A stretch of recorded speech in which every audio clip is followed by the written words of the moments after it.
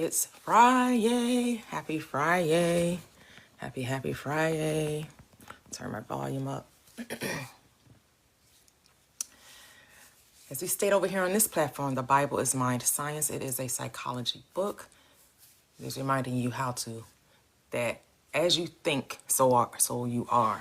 As Proverbs says, as a man mind thinks, so is he, she. It's talking about the energy, the power, the source of all is who you are in form. You are the manifestation of all there is. Manifest only means to bring the invisible to visibility. You could say that it's something else. You're like, why am I manifesting? You're always manifesting, because manifesting is just your thoughts brought into visibility. It's the unseen being seen. That's it. That's all. So you can let go of the I'm not manifesting. Yes, you are. I like one Demetria said yesterday. I told her when she hear me say it, I'm probably going to say it all the time because I love the way she said. You have exactly what you say. Whatever it is you're saying, that's what you're going to experience. So that's why you're always manifesting. You're always bringing your thoughts into visibility. You're always experiencing your belief system, your assumptions, whatever you claim to know, whatever you claim to trust, whatever your intentions are, that's what you're going to experience. Now, you may be an unconscious creator. You may be unconsciously manifesting. You may not be aware that it's your thoughts that you are bringing into visibility. That's okay. We're here to teach you. We're here to help you. We're here to show you that, yeah, it's you. It's your belief system. It's your assumptions. It's your knowing, whatever terminology you want to use. It's your thoughts. It's your saying. It's all you. Stop separating yourself from your thoughts. You are your thoughts because you are the creator of it. The creator and the creation are not separate. They're one, right? That's why Christ said, I and my Father are one. I and my awareness are one. I'm not separate from the awareness. I am the awareness brought into form. Thought is just a manifestation of consciousness. It's not separate. It's one. Stop dividing that which is indivisible. Stop trying to separate yourself. You cannot be divided. You're all there is. I am everything and everything is I am. You're all of it. You're not some of it. You're not most of it. You may not like your thoughts, but you are them because you are the creator of them. You are the observer. You are the one initiating, because in the beginning was the Word, and then the Word was with God, and then what? The Word was God. Yes, you are your word. Your word is bond. You are bound by your word, because it's by your word that you are condemned, and it is by your word that you are justified. It's your thoughts that turns to things. Good morning, beautiful. Hello, Mia. Welcome. Hey. Spy to the sky. Welcome. Hello, positively abundant. Welcome. You are the technique. Everything you say, you're the tarot card. You're the astrology book, right? You're Chinese astrology. You're the zodiac sign. You're the 369. You're the 55 by 5. You are the vision board, right? You're all things. You're all of it. Because you're it. You just created those techniques because you thought you had to do something to make a thing so, when all you had to do was call it forth. That's all you're doing. Manifesting is just calling the thing that you cannot see into visibility. That's it. And if you recognize that you could just be, when you recognize you could just be, all the things will manifest all on their own. You don't even have to call it forth. When you just be who you say you are, you will see the thing, right? That's why you're told to seek ye first the kingdom of God and all of its righteousness. And then what? The things just come. You don't have to try to go get. You don't have to even try to go figure it out. When you just know who you are, things have to manifest. Things have to show themselves to you. You have to realize you're the light that's drawing everything to you. Right? So that's why you have to ask yourself, as the Christ said in those Gospels, who do you say that I am? Who do you say that I am? Oh, I got to work hard for the money. So hard for the money. So they work hard for the money and they're never treated right. Is that what you're saying? You work so hard for the money and you're never treated right. You never get enough. You're getting pennies on a dollar. They're not paying you your worth. Do they not know who I am? Who are you? Who are you? Who? Who are you? Who?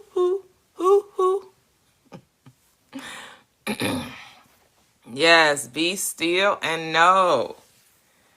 Be still and know. We're just remembering who we are. We're remembering that I got the power.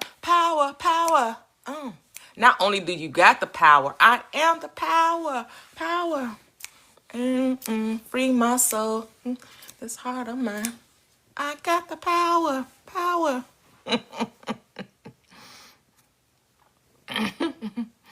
Say I work smart for money. I know, right? Are you really working for money?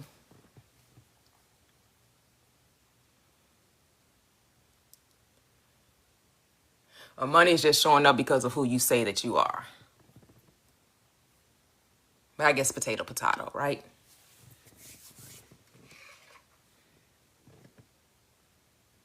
Is it just an energy exchange?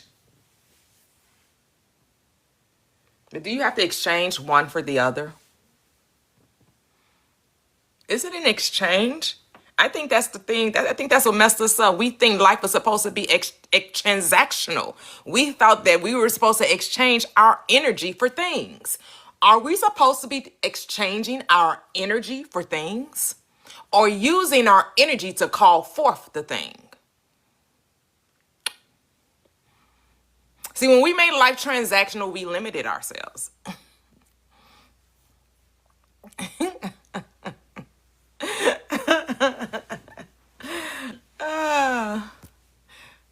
Life was never meant to be transactional. It was meant to be experienced. It's not this for that and that for this. It's I am this and I am that.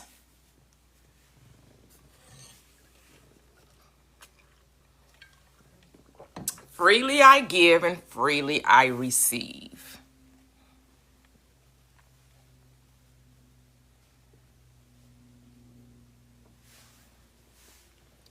Freedom. That's why I say the Bible is a manifestation book. Again, it just means to make the that which cannot be seen, seen. That's it. That's all it means. It means that your energy has now taken form. That's it. That's all it means.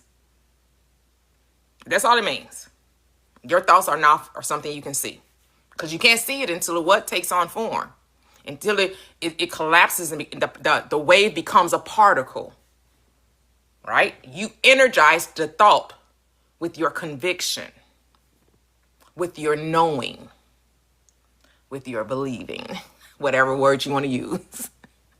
You could say, I knew it, I believed it, I had faith in it, however you want to say it, potato again.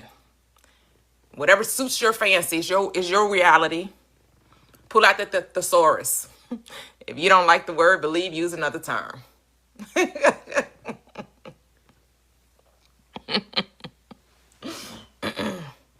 Everything comes about because of your conviction.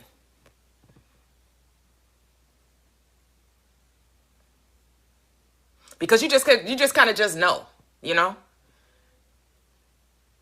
And you're not putting too much, I know some people say, well, I just kind of threw it out there. And it actually came back. I didn't even get too much thought to it. I just said, let's just see. Let's just play around with this. No resistance there, right? No resistance. When you just kind of say a thing and then whoop, it appears, whoop, there it is. Come on, y'all, whoop. There was no resistance there. There was nothing in you keeping it from you. The only reason why you don't get a thing is because there's something in you repelling it. Right? And it's really because you engage too much thought about it. When the Bible tells you, take no thought. Why are you worrying and concerned about a thing that you can't make so? Because it's already so. The works, again, are finished. You finished the work before you ever took on form. And now you're just remembering.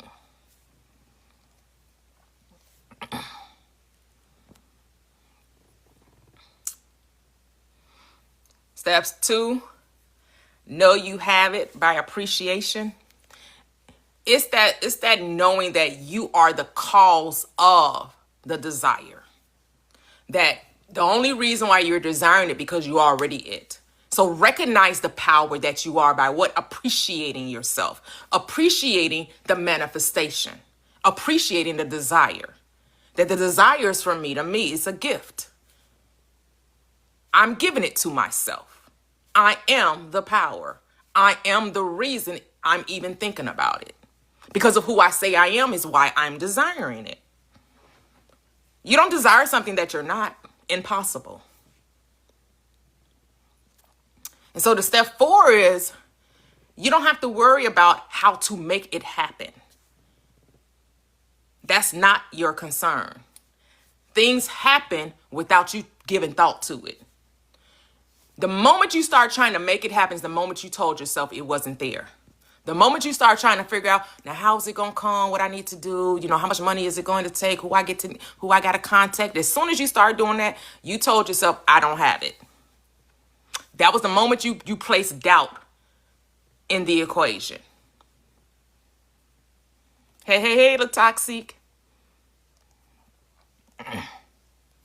That's coming from a place of I don't have it because I got to try to figure out how to get it. You don't have to figure out how to get it. It's already there.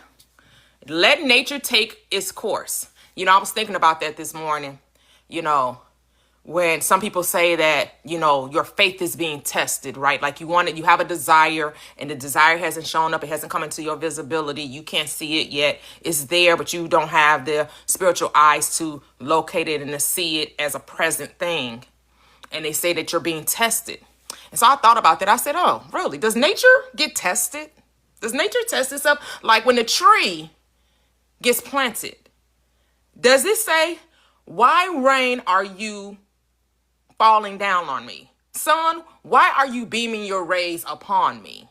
Like, how dare you rain on me? How dare you burn me with your sun, with your rays? No, they know that the rain and the sun has to happen in order for it to grow. So you have to understand that whatever is happening to bring about your desire is the necessary thing that needs to take place to bring about your outcome. So whatever's happening, when you start talking about why is this happening, because you asked for it. You asked for this thing to come. You just don't get to say how. And the way it comes is based on your belief system. So if you think that every time you have a desire and you have to be tested, buckle up, buttercup, because you're about to go through some tests. You're about to go through some trials. See, I don't say that I have to be tested for anything that I claim. That ain't in my DNA. I really think about the stuff I've manifested and there was no testing involved. I didn't have to go through hurdles and strain and struggle in order to get what I wanted. The only time I went through strain and struggle is because I was operating in doubt and fear and limitation. But when I had the conviction of a thing that I desired, it comes. No testing. No trials, no hurdles, none of that. How are you, Latoxic? Welcome, welcome, welcome. Peace and balance, peace and balance. God, peace and balance. Remember, there are no rules to this. You make up your own rules. And I know we've been told a lot of things and we accepted it as true because that's the way life presented itself to us. But the moment you decide that you're going to take testing, trying, tribulation, struggle, hardship out of the equation, it gets removed. Because you're to start thinking like God. Now you've remembered that you're God. Now it's time to act like God. And what does God do? God just speaks and then things happen, right? God said, let there be, and it was. That's how you're supposed to let it be. And then know that it is, right? That's your job as a God, is just to say, let there be. And that's it. That's your only work. Let it be. Like that woman they was talking about wrote that book, Let Them. Well, you just know it's not about a them, it's about a you. Them ain't none of your business. So in that case, yeah, she's right. Let people do what they're going to do because what they doing ain't got nothing to do with you. unless you make it have something to do with you. But why would you do that? Let them do what they're doing. Figure out who you are and what you want to do. Hello, sunshine.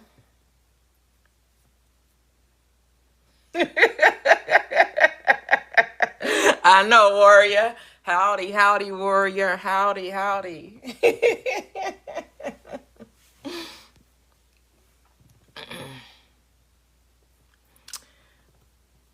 Yep, you always get who you are. So it's just about being. It's not even about becoming. You got to get out of that mindset of becoming. You already it. You're already everything you could imagine. It's already you. There's nothing that you're not. You're everything. Everything. I am all. The all is one and the one is all. The I am is all things, and all things is I am. Because consciousness created all things, right? There was nothing, everything that was made by him. And there was nothing that was not made by him. The script is telling you all things flow from consciousness. It all comes from the one source. So people like to get into an argument about what God isn't. God is all. God is not something not. It is all things. It is all things. Yes, I am means all. Yep. Yep. Becoming. Yep. Makes you feel like you. And that's what people think. They think, what can I do? What can I do? Be still. I'm going to tell you what to do. Just chill and just settle down. That's all you gotta do. Just you and I'm so happy to have you here, standing right by my side. Or is it a dream or reality? And if it's a fantasy, what'd he say? Please don't wake me all night. Yes.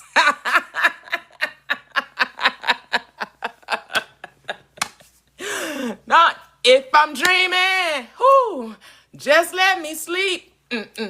Don't wake me up until my dream is complete.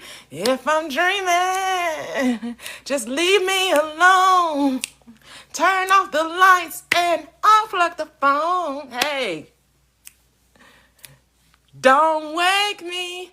I'm dreaming.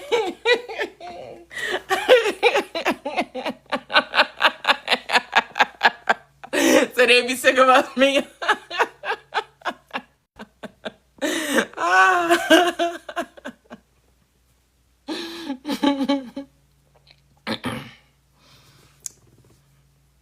It could all be so simple, but you rather make it hard, right?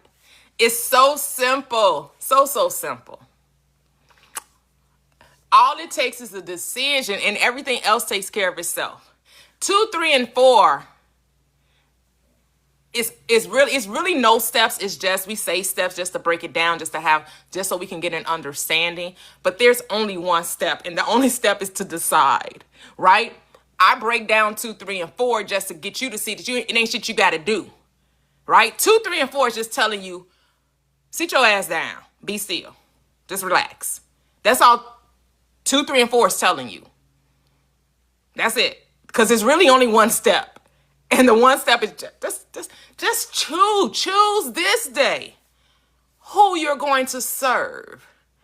Decide what you want. Let your yes be yes and let your no be no. That's it. That's it. Whatever you desire, just believe you already have it, and that's it. That's it. And so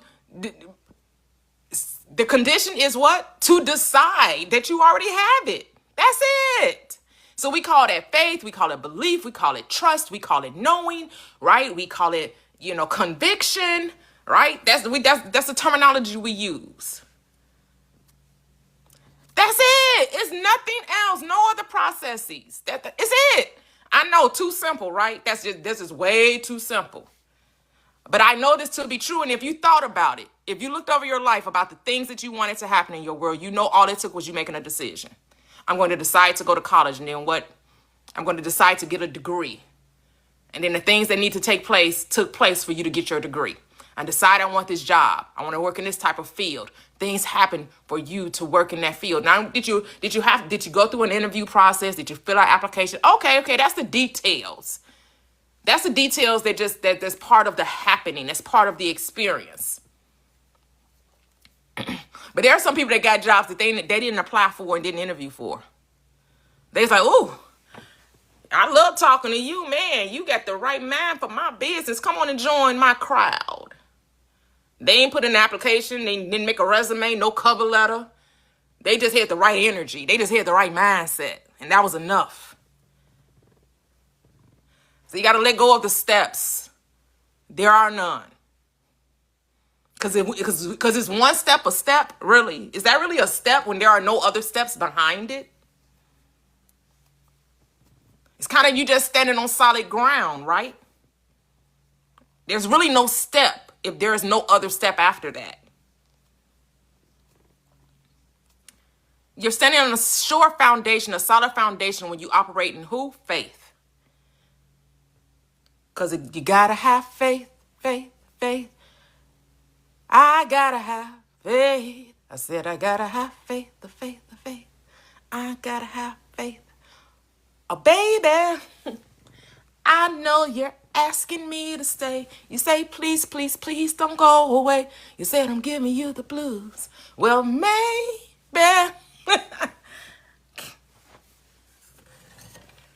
You mean every word you say. I can't help but think of yesterday, of another who tied me down to lover boy rules before this river becomes an ocean.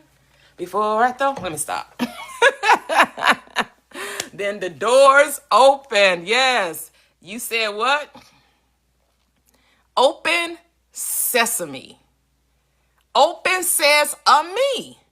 Open says me, right? Open sesame. Open says me. I opened the door with what? The key. And what was the key? Deciding that I am. What was the key? Deciding that I am. Moses said, who do I say sent me? Oh, tell him that I am that I am has sent me unto you. Well, who sent? I am that I am has sent me to you. Say that again. Who sent me? Who do I say? What do I tell the children of Israel? Come again. Tell them that the I am that I am, has made its way to you. I say these songs are going to be on repeat all day. Yep, David, wherever you put your foot, it shall be yours. Hey, Sheila, good morning, good afternoon. Welcome, welcome, welcome. It's still morning over here for me. Still morning over here for me.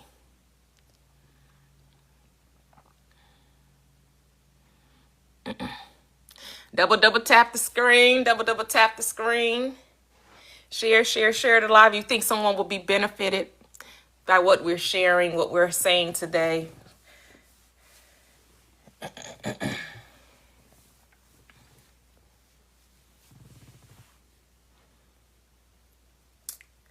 An assumption was just a belief, right? A belief, though false, if persisted in, will harden into fact. Even though what you're deciding, you have no evidence of it, the more you can persist in that knowing, it must show up. That's all it's saying, right? Right now, you don't see the money, but you have to recognize that you are money. So actually, you do see money because you're it. You're the currency. You are the money. You are the currency. right? You're it. That's why the things that you desire, you don't put money as the equation, right? Because you are the money. You are the equation. You are the force multiplier.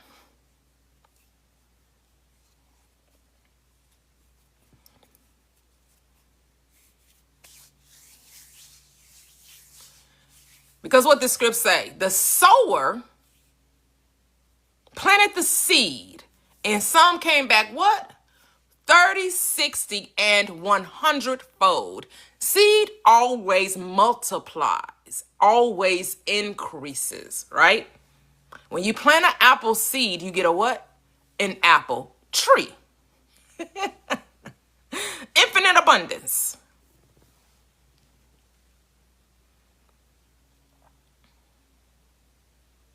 There's nothing like being me. Here's the thing, it's already there. It's already there. You just got to focus, right? That's all you're doing is focusing to see the thing that's already there. So let me put on my rose-colored glasses. It's like, you wear, world, yeah, you walk around with your rose-colored glasses that you always see beauty. That you be like the script that says, oh, eyes too pure to behold iniquity. That's what you have. You have to be like the three monkeys, that I don't see no evil, I don't speak no evil, and I don't hear no evil. That to them that are pure, all things are pure. Do you operate from that state that your eyes are too pure to see wrongness in the world? That your eyes are too pure to detect evil, which is to live backwards? Because that's all evil is. Living in reverse, living backwards. Face forward. Stop walking backwards. Stop going through this life backwards. Turn around so you can see where you're going. Face forward. It's the reason why we don't have eyes in the back of our heads. We were never to look back. That is what Lot and his wife were instructed. Hey, I'm taking you to a land. I'm going to need you to leave everything here. And this is the instruction. Take nothing with you, and what?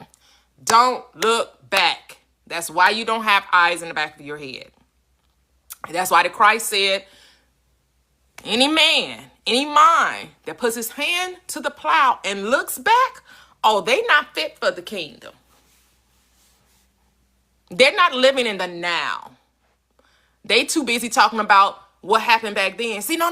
See, you don't understand my childhood. I get it. We all got a past. But it's the reason why it's called the past. Leave it there. It's a reason why it's not called the present. Because it's not the now moment. It's a reason why we call it the past. Hey, divination. Girl, I've been loving. Oh, you have such a beautiful voice. Oh my goodness, guys. Follow divination. I've been loving your videos. You've been all over my FYP. Been loving it. Y'all go follow divination. She posting a lot more videos. Oh, you've been eating, girl. You've been eating. Woo.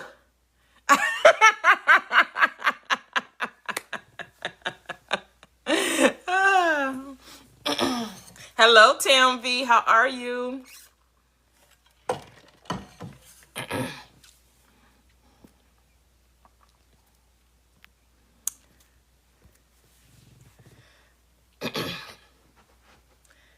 Like, just know, all it takes is a decision. Deciding that you're God.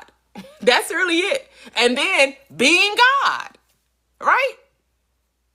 And what does being a God means? God acts. God moves. Where? In mind, not in body, not in the physical apparatus. Because the body's going to go wherever the mind tell it.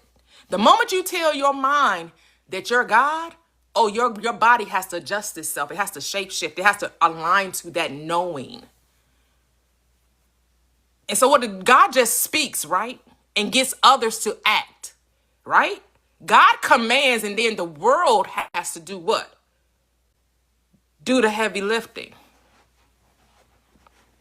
That's why I never would tell you, you don't change nobody but yourself. Once you shift the world, if it takes 10,000 people to bring about your reality, then the 10,000 people are going to come into your world and work for you. They're going to make sure that they're going to make your dreams come true.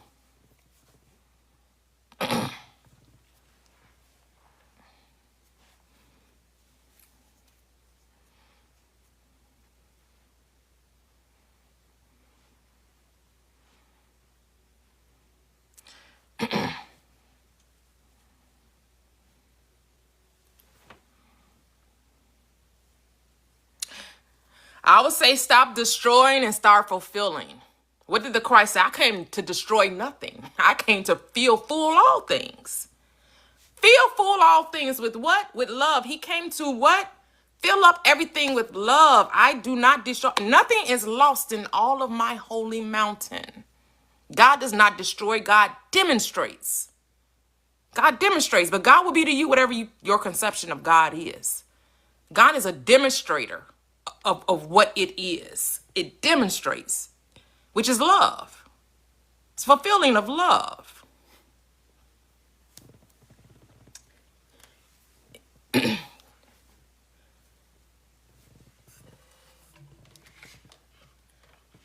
Because nothing is what? Ever destroyed.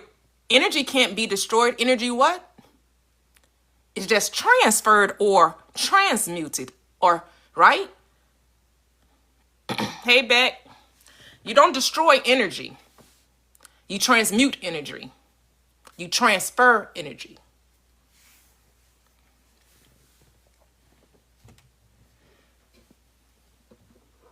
It takes on many forms.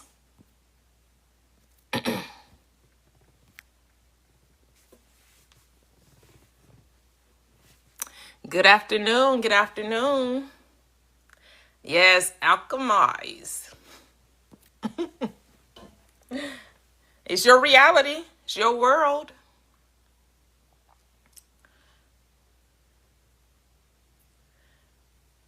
Calling those things, right? Making the unseen sink, because everything already exists, right? You're just speaking it by what? Your thoughts, your words is the power. Your intention, your conviction. And it's not so much what you say with the word, it's what you express inwardly, right? It's what you know on the inside, right? Because when we say word, we're talking about intention. We're not necessarily talking about the symbols. We're talking about, many people say, the vibration, the frequency, right? But your frequency, your vibration is what you're experiencing.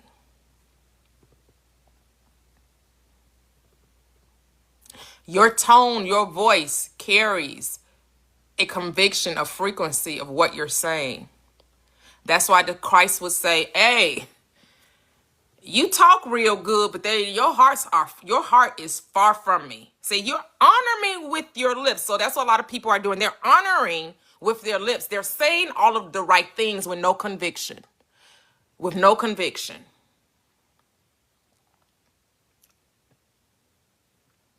That's why they'll still get the desire, but will not have no peace behind it. No joy behind it.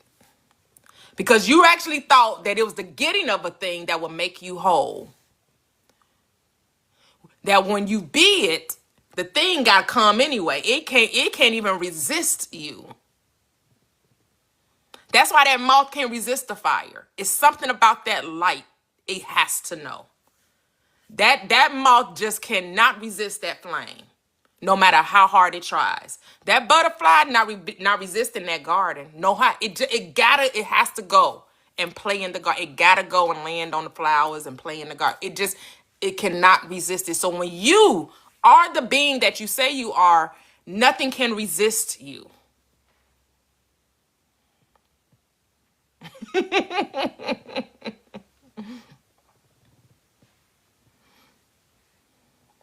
Yes, absolutely.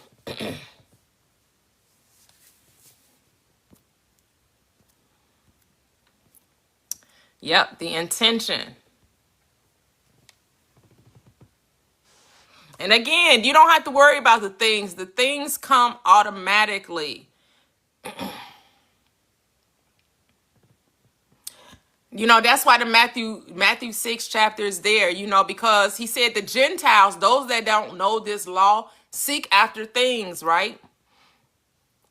He said the Gentiles, they don't get this. They don't get that, hey, your father, your awareness knows what you have need of, right? And it tells you to look at nature. The birds of the air and the lily of the fields, they're not working for this. They're not striving. They're not struggling. Like gave you the analogy of the tree when it's planted. It's not complaining that rain and sun is all over it. The tree is not saying, damn, you raining too hard. What's going on? Why you raining on me? Rain down on me. Let your love. Let me stop. Rain on me. Or can you stand the rain? Can you stand it? Storms will. I know every day won't be perfect. But can you stand it? Can you stand it? Can you stand the rain? You got to know you are the rain, though. You are the cloud. You are the tree. You are everything. But that's why he told, look at nature. Nature is not striving for things. It just is. And you have to know you just are. You're all. You're everything. You are. You are. It's not even about being worthy or deserving. God didn't say, you know, do I deserve this? Do I, you know, am I worthy? No. God said, let there be, and it was. This is what I'm deciding. I'm deciding to take form.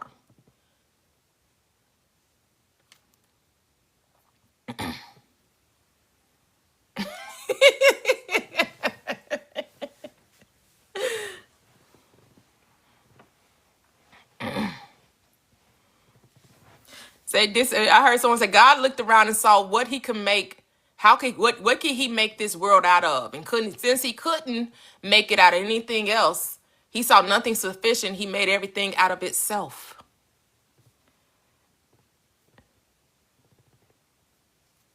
Everything is made out of consciousness.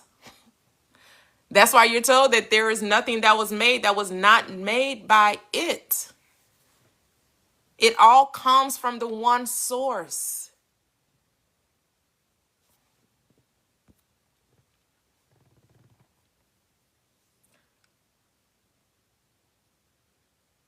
So now it's just time to step to be in your power. Just be in your power. Operate in your power. Operate in your knowing. Operate in your trusting. Hello, Mia. How are you? I'm good. I'm on vacation. Oh, nice. Beautiful. Yeah, I'm on a little fall break, so Okay, get okay, some okay. blessed time off to just relax. Just relax. That's beautiful. That's beautiful. Yes. Play in the sun.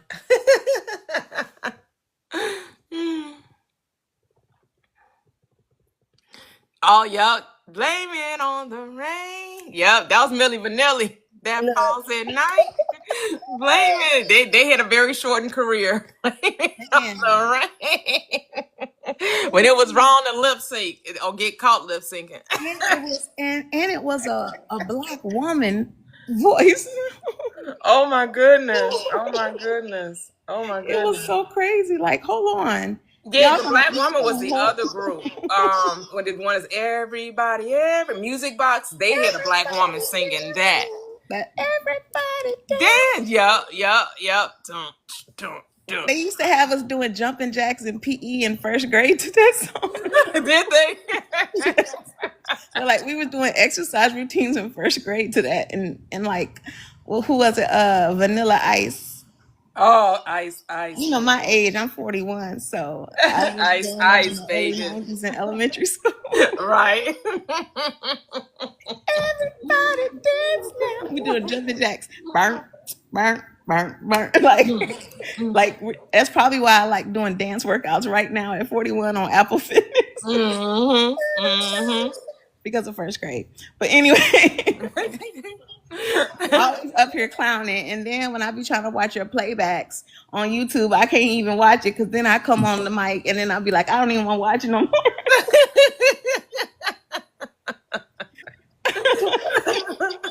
I like, let me skip through my part. When do I get my tail off the mic? Oh, wow. I skip through myself. Oh, my goodness. But anyway, but I really had some things took some notes I wanted to talk about. Because I love what you were saying about how we live in a world of control and contingency. And you didn't use the word contingency, but it's kind of like the same thing. Like, and I think about, I work with kids on the spectrum, and I think about how powerful the voice is in our words and the power of communication. And the more I work with them in all my years, their will not to speak is a will. Like, it's not I don't understand not speaking. No, it's I don't want to speak. No, I'm seeing that the older the kids get, it's not I don't have the cognitive ability to know how to. No, it's I don't want to speak to you. And I'm learning that because there's a lot of power in our voice. And once the world gets a hold of kind of verbal communication, it becomes a contingency. And contingency is control, right? It's how you control one another and how the world, because you use the word transactional, right? The society is a transactional. Everything's transactional. And that's not how love is. And that's not how I live my life. But that's how the world kind of is. And that's kind of what contingency is. So children who refuse to speak understand that if I speak to you, it becomes a contingency.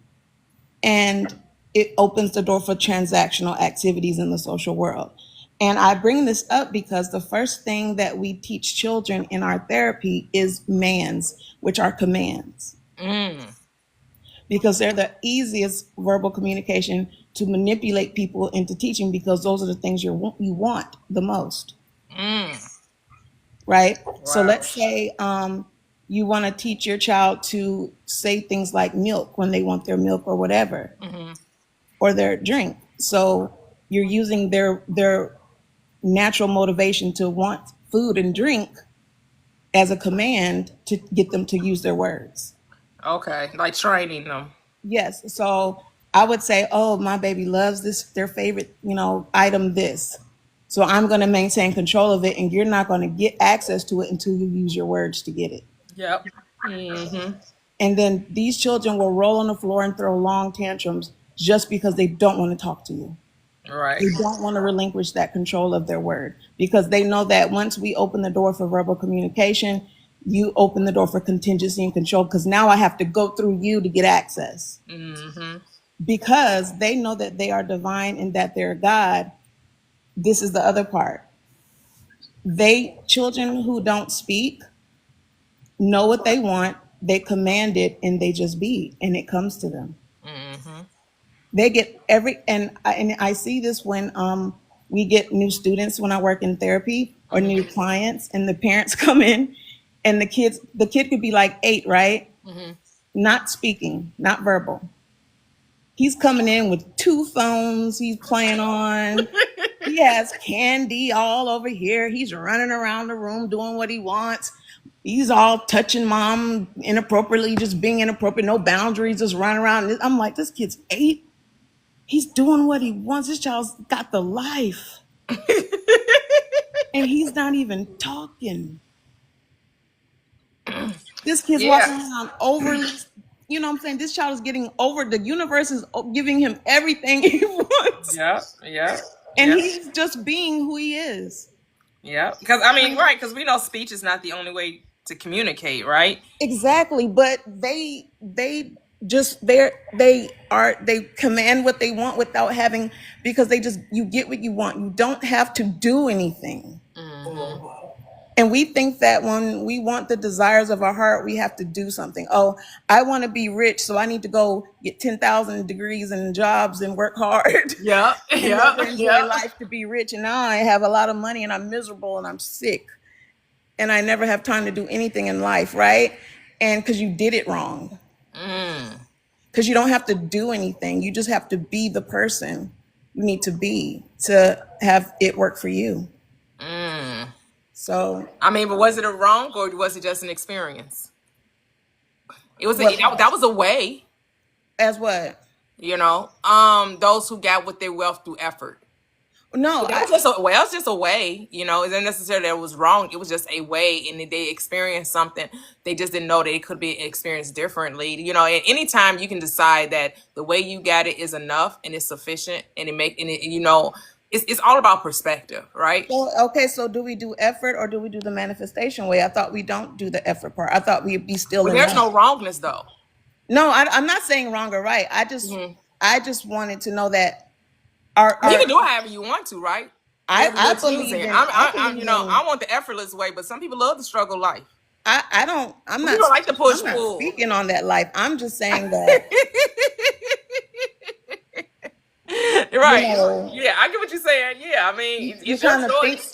I went through my life before I went through this awakening thinking that you have to do all these things to get access to things, and you really don't. You know, you Right. just have to be the person that you need to be, and you know, and that's how you get things easier. And sometimes you end up chasing and chasing and you kind of never get what you want. Yeah. Yeah. True. So true. Yes, ladies, remember what Napoleon Hill wrote, well, the title of his book, rather. It says, think and grow rich, not do and grow rich, Right. not work and grow rich, Right. think and grow rich. Yep. Because remember, that book was written from him studying uh, the top billionaires at that time. He studied their behavior, and what he saw is what he saw was that it was their thinking. Absolutely. It wasn't necessarily what they were doing, and that's why every month they had a meeting, which was called a what was it called again? I don't know. I didn't read the book. Okay, it was I have the book. I just never read it. okay. It was called an alliance. Oh, okay. Okay. So what they would do is they would they would gather every month. They would sit in a room, and they simply just talked about what it is that they wanted to manifest. That was it. And what happens is everyone in the group would take in the thought of each person as if it already happens. It's already theirs. They already have what they have, what it is that they desire. So they collectively used each other's energy to manifest those desires for one another by simply coming together, just like we're here right now, you know, having this conversation. That's all they did. Interesting. Did you ever read because who was supposed to be the main person he interviewed? I think Andrew Carnegie. Did you ever read his book? Or because like the people that I don't know if it was Carnegie. I don't know if it was him. It might have been Rockefeller. It was somebody that you could read their books, and I don't know if their books aligned with one another. It's interesting, you know. So Maybe read, who all these people he was claiming he was interviewing and talking to, read their book too and see if it aligns with what he was saying. It does. I did read one of Andrew Carnegie's books. I mean, he was basically he was in the iron, the metal supply. Mm-hmm. Yeah, and I mean, even from my own experience, you know what I mean? I see that things simply come to me once I've accepted, you know what I mean, that this is who I am. Yep. You know, the way that things came about, I wasn't even thinking about, I didn't even know that it can come that way. You know what I mean? I didn't even know it can come that way. Yeah. This is just simply new methods, but it was because I said, you know what? This is who I am. This is who I am, and begin to operate from who I said I am. Yeah. That's that. It just takes making a decision Yes. and just being whatever you say that you are. Not trying to get it, not trying to figure it out. Yes. All of that is unnecessary. Just say it and be it. Sounds too easy. Sounds too simple. But that's really how it works. It was years ago. There's no formula, right? There's no formula. That part. Go ahead. Right. Some years ago, I was at a job. Well, I was a tour guide, and I was only making $15 an hour. That's it. And I always wanted to go to Africa, right? With that 15-hour job, an hour job, I don't know how I got the money to get the plane ticket and not just visit Africa. I moved to Africa. I moved. I stayed in Africa for 6 years. I built a house. Oh. I built two. What country did you? Malawi. Okay. Yeah, that's where Madonna adopted her children from. Oh, okay. I built the house there, and I also built two duplexes to rent out for my income. And one day I just sat back, because it's like everything just was on autopilot. And I said, man, how the hell did I get here? No, seriously, I was like, how did this happen? Wow. I was only making $15 an hour. Wow. Where there's a will, there's a way, as they say. So, yep. You were singing songs earlier. There's a song that I always tell people they should listen to. It's by Luther Vandross, and it's called Make Me a Believer. And the song is about him having a love affair with his subconscious. And the song begins, it starts off by saying, Superman can fly high way up in the sky because he believes he can. So what we choose to believe can always work out fine.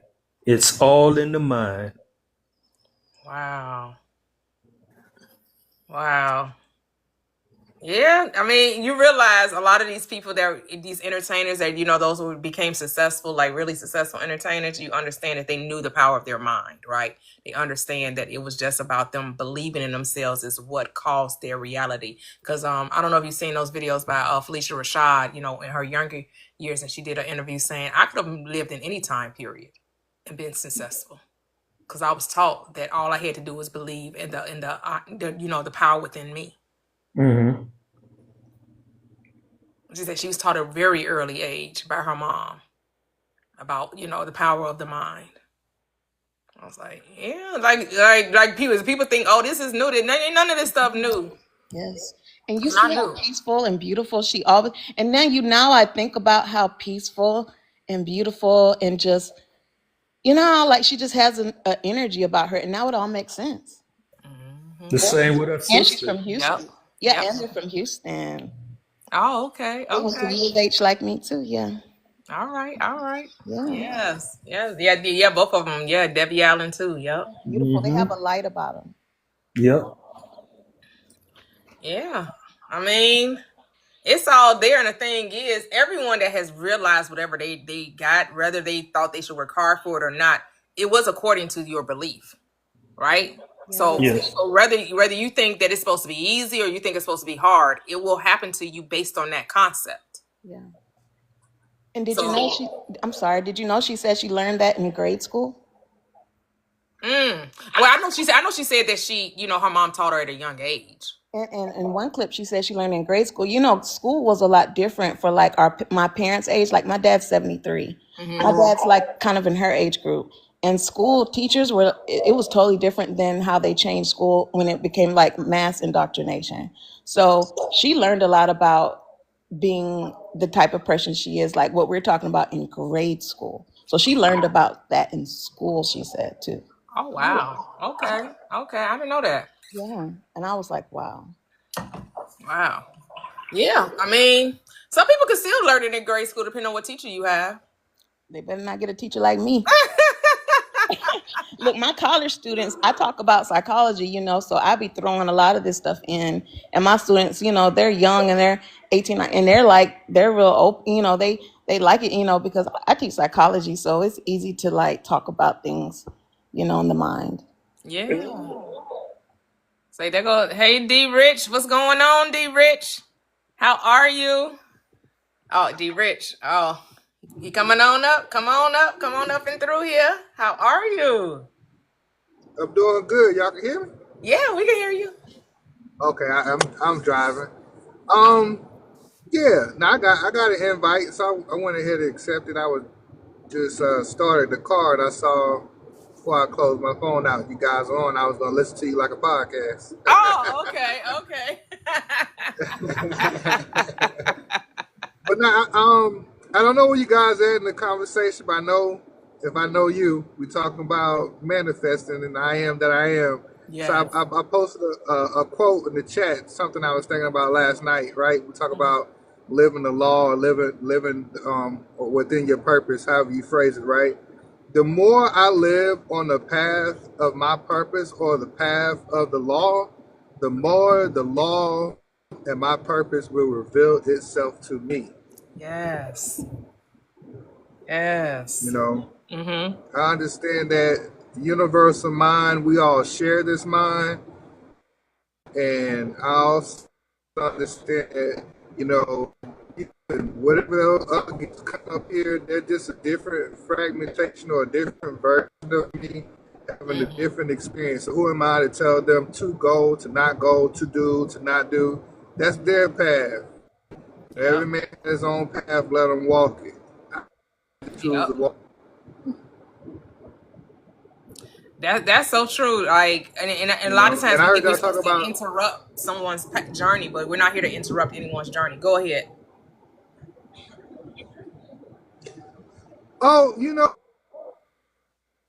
I myself writing, right? So I'm writing a book, ebook, and I think along the way, this thought hit me last night is as I'm like, hey, this is part of my journey, part of the way I received it along the way. And for those who can relate to this, that's fine. If for those who want to judge it, you can judge if you like, but I'm not going to stop you either way. For whoever vibrates with this and they can relate to this, the way I break it down, then that's on you, because everybody learns it or arrives to it at different ways.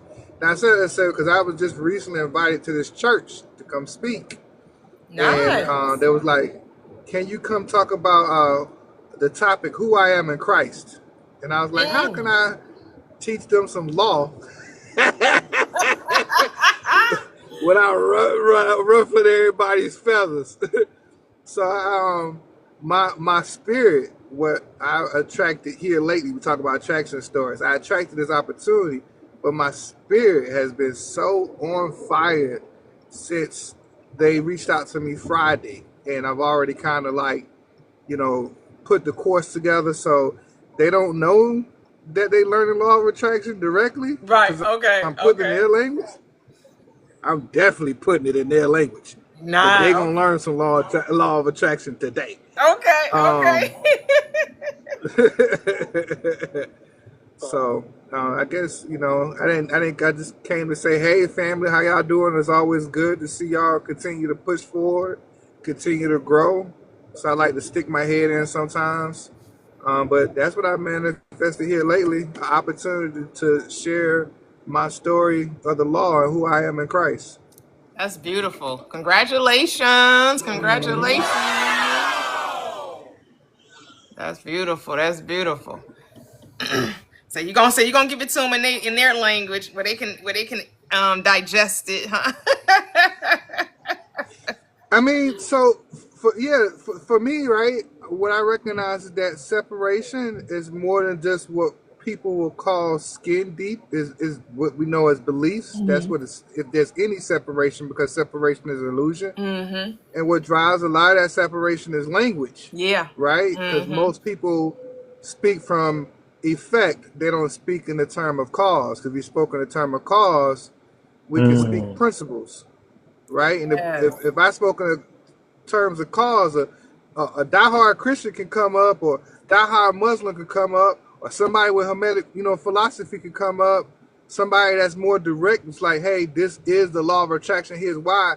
All of us can say the same thing in different ways, but Yep. stand up at the same conclusion and not argue, Yep. right? I've watched some people come up here, and they read the title that you may have for the day, and immediately they go in defense mode and be like, "Well, Scripture says this, this, and this," and I be like, "Well, what about what Scripture say about the law?" Because it's all through there. But That's true.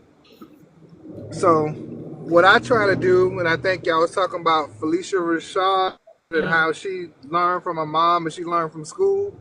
Whenever I go to events, whether, especially when I'm in public, teaching students or going to churches or whatever, I just try to take the law and put it into their language. Because if I know the law, right, why can't I be the translator? If I went Mm-hmm. to Japan, right, or I don't know Japanese, I'm going to find me a translator so things don't get lost in miscommunication. Right. So that's my outlook on whenever I share the law. Like if you one of those people who need a sequence or some steps 1 through 4, okay, we'll give it to you. You say all this, thought, okay, let's talk in the form of thought. You say all is emotion, okay, cool, because all is mine. So whatever your entry point is, let me meet you at your entry point Mm-hmm. versus me trying to change and say, well, I said this way, and then we can start arguing semantics. Yep. Yep. That's what I said. I was like, no more. I'm no more arguing over somebody's belief system. You know what, Because it brother? does not matter whether you call yourself an atheist, an agnostic, a Christian, Islam, spiritualist, Buddha, practicing Buddha. We are all doing the same thing. We're all using our mind. That's right. Go Brother, ahead, Royal.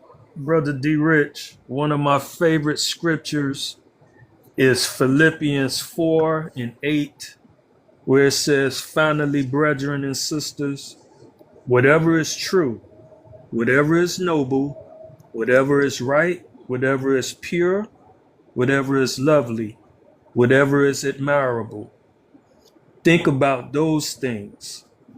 It's telling us this is what if this is what you want in your life, then keep your mind on those thoughts. Don't think about the other stuff. Think about what is right, what is beautiful, you know, if that's what you want to see manifest in your life. Absolutely. It's Philippians 4:8. Yes. I definitely agree with that wholeheartedly, right? I think what takes people off of their focus is what most would use the word distraction, right? But me, I just try to put it in two categories. Either focus on love or you focus on fear, right? Yep. If I focus on love, that's going to make me focus on the thing that I have the most passion about. That's going to make me experience joy. It's going to make me experience happiness, right? But if I focus on fear, then I start giving to survival mechanisms. Either I'm going to become overactive or underactive. I might show anxiety, right? I might show depression. I might show hatred. I might show jealous. But as long as I'm in survival mode, that's the distraction that takes me off of my focus. Yeah. You know how I picture that? I picture that like a boulder going up a hill, right? Like whenever we're in faith about something, that heavy boulder is going up the mountain. And then once we start fearing, it starts going back down the mountain, rolling back down faster because of the weight. So we can't be in faith and fear at the same time, because now the boulder just going, it's just stuck in one position. I wholeheartedly believe, right, on what you're saying, and I could see that as you was explaining it, and what the next thought that was triggered, right, is when I speak about the law of attraction, I tell people that the universe is going to give you what you believe, and that's what's going to keep attracting to you. So it may be what some people say, oh, that's a blessing or a lesson, right? Fears bring lessons. So if I'm full of anxiety, which then may be followed with behaviors of people pleasing or behaviors of clinging to relationships or behaviors of validation, I cannot be surprised if I continuously attract people, places, or things that trigger the response of me needing validation, of me executing people pleasing, because my core vibration is operating from a state of fear. So I'm going to continue to attract this fearful lesson to me until I gain confidence or trust to overcome it and only focus on love. Yep. Yes. Love doesn't bring tests and stressings. There's no stress and tests and trials and tribulations in love. No, that's correct. And most people think that they are. Well, God loves you. That's why he ain't gonna put nothing more on you can bear. He gonna put that heavy. So when you talked about the boulder, and I could see that, and I'm like, oh, I ain't pushing no boulders. I'm moving mountains. I don't need the strength to push a boulder up. I need it removed. Mm. I'm clearing You know, pathways.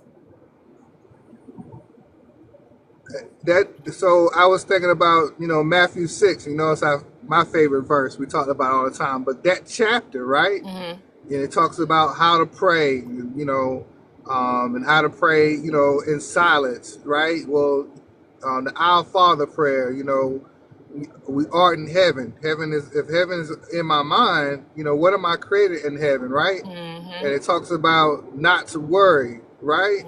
But the thing is most people are trapped in the worry state, which creates the anxiety or the depression, which creates the survivor mode. Most people that we interact with, the reason why they have a difficult time believing in it is because of that. Now, I would speak from my own personal opinion, right? I've always been in love with the law, right? But when I go out into the world, as I was growing through this knowledge, I can remember when I first started, how I had opportunities to speak and share. And I used to say to myself, now this was my old belief, but this old belief stimulated from growing up in poverty and income homes, is my voice would not create the wealth that I needed to escape the survival mode of poverty. So I had to find myself, how can I go make money? Where can I go work? Where can I go make, money selling anything, food, t-shirts. How can I hustle this up with that daily grind, and then how that lesson continued to repeat itself over and over again in my life until I did two things. I let go of the hustle.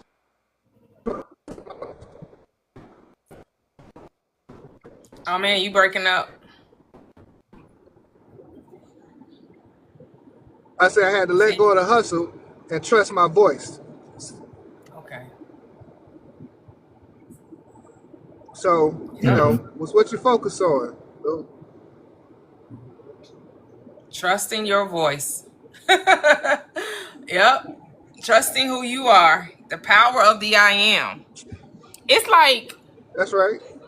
when you get to this point, I know you're going to talk to a Christian, mindset. So most of them are not going to see them as themselves as the I am, right? They're going to say they have the spirit, but that doesn't make them God, right? They're just vessels of God, but that they're not God, right? But on this side, we understand that the vessel and the spirit are not separate. The spirit is what is inhabiting the vessel. The vessel is just a form that the spirit decides to take shape or to come into this experience with. That's it. So it's not even that you like. I know who. I think it was this one teacher. I can't remember her name, where she said that everything is spirit, and just because it's matter does not make it less spirit, right? So we like to talk about, well, we're not the body. We're not the body. We have a body, right? But actually, the body is God because everything is made from God, right? There's nothing that was made that was not made by him. And since it's made by him, it is him. It is it. It's not separate from it. Mm-hmm. It is expressing itself in form, right? So matter is spirit made visible. And spirit is matter invisible. That's right. Mm-hmm. It's not separate from one another. So when you allow yourself to see yourself as God, and all it takes is for God to speak. That's it. God says, let there be, and then it has to be. There's no conditions after that. And see, when people talk about self-care, right? That what you said, that's my perspective right there. That this temple, it deserves to be taken care of. You know what I mean? It deserves to have the healthiest foods, and I'm a man, so pedicure, make nice massages, and exercise, respecting that it is God from that perspective. Yeah, I mean, but if someone isn't doing all that, is there less God and they're less caring for their body because they're not doing those things? No, that's not what I'm saying. But what I'm saying is, it's just like, okay, for instance, if you had a 1998 Toyota Corolla parked in your driveway, right? And then you receive a 2025 Rolls Royce. Are you gonna take care of that Rolls Royce the same way you take care of that you took care of that Toyota Corolla 1998? I mean, they're going to require different things. So, but Exactly. well, go ahead, Glaze. Hello, Yeah. hello. Hello. Go ahead. How you doing? And quickly, because I was on my way to see a patient, but I had to turn around and talk about what you just said. I recall when I was a Christian going to church, I would always hear 1/3 of me is flesh, the other third of me is God, and the other third of me is something else, soul or something. And the only thing that is the 1/3 that is God is the only thing that's holy about me. Everything else wasn't. So when I started this awakening journey, and when I heard us and heard others say that your flesh is not God, you're higher this and higher that, I just couldn't buy that, because that's what I heard my whole. I mean, I've been in church a long, long time. So I said, for me, I have to see me as all, everything That's about right. Lenora. Yep. Every bit of me is Yep. God and is holy. That's how I have to envision me. Now, So it was good to hear you say that, because I've been told that 1/3 this, 1/3 that, and one just and cut and sliced me all up. Right.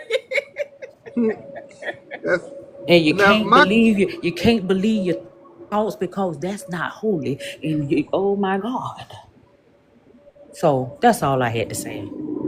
I Okay. have a now manifestation, but I'll, if I can't get on today, I'll talk about it later. So thank you. Okay. Cool. Cool. Thank you for joining. Thank you. Go ahead, Rich. what I was going to say to co-sign that, right? So, like, for some, when they go on this path of or this journey, right? It's to some go on an enhanced belief. I believe point A, and then as I grow on this journey, point A may be like she said. I thought it was a third. End goal point B may be I'm the whole, right? And then along the way you start seeing different connections. So what led me to say that is this: when you kind of study science and the atom, it's the same story because atom is hollow, it's nothing, right? And then from the nothingness, it stacks up on top of each other and it creates the flesh. It's us. So how can it go from nothing to something? And that's the same story. So for me, when I start seeing the story on repeat in mathematics, in science, in psychology, in the physical, you begin to see that this story is everywhere, right? And if you could take the universal laws and kind of put it in all subject matter, even in music, you see it over and over again. For me, that was my convincing point. It's like, yeah, I'm the all, right? And going back to like taking care of the body, like you said, if somebody does or doesn't, the way I look at it, going to his car analogy is, um, you know, let's say I had the same car. If I put 87 gas in it and low grade oil, it's gonna perform one way. If I put 93 gas in it, you know what I'm saying? I put a higher grade oil in it, it'll perform a different way. So, uh, have a person decides to feed their body, that's on them. But all things vibrate at a frequency, and the question is when I eat it, do I transform the frequency, or and what I'm eating aligns with the current frequency I'm on? I'm not here to judge anybody based on what frequency or spectrum or what radio station you tuned into. I respect them all because I understand that all of them are reflections of me. But I also understand that all of them are on different spectrums and different frequencies. Some of those frequencies may be good based off of what they believe in themselves, and some may not. That's their experience. So I just That's come why we from, and so my whole thing with the knowing that you're God mindset state. How could there anything be not God? Which means how could anything not be good? Because good and God are synonymous. So if everything that I made is good, and everything that I made, and all things were made by Him, and the source gives me all things to enjoy. Not some things, not most things, but all things to enjoy however I deem fit. Because I know that it is not meat or drink that commend me to God, to source, because I am that I am. And I know that I'm persuaded of the Lord Jesus, that there is nothing unclean in and of itself. But to the man that deems it unclean, with to that person, to that man, to that mind, it shall be unclean. But if I know that no matter what I eat, it should not harm me. So you got to know that. Like, this can be intellectualized. It has to be a knowing that it does not matter. Because when you say you are health, then you're going to express that. And it doesn't matter what you consume physically. Because it's not about the body, it's about the spirit. And the spirit can never be tainted, ever. And the body is just an expression of the mind. Because it's not what goes into a man that defiles a man, it's what comes out of him. So the words that I speak, they are spirit and they are life. So if I'm going to speak life, because life and death are in the power of the tongue, not in the power of the food. It's the power of the Okay. tongue. I, But I would. again, you get to do, like you said, this your world, this your script, this your life. You get to choose this day who you gonna serve. It's your world, your reality. You get to write the script. Like you said, there's no wrong or right in that message. You're deciding that certain foods you shouldn't consume. Well, that's a law you have to live by, not me, just you. Yes, and I'm agreeing with that because all comes from mind. Because any quote unquote disease that may exist, right? That's a mental state.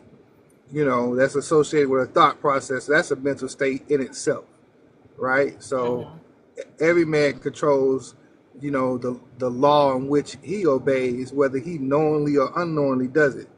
That's why that man or woman is going to experience whatever state. There is no And we law to talk a about. God, though, right? You cannot disobey God. You can't disobey self. You are the law. There is no law outside of self. You're it.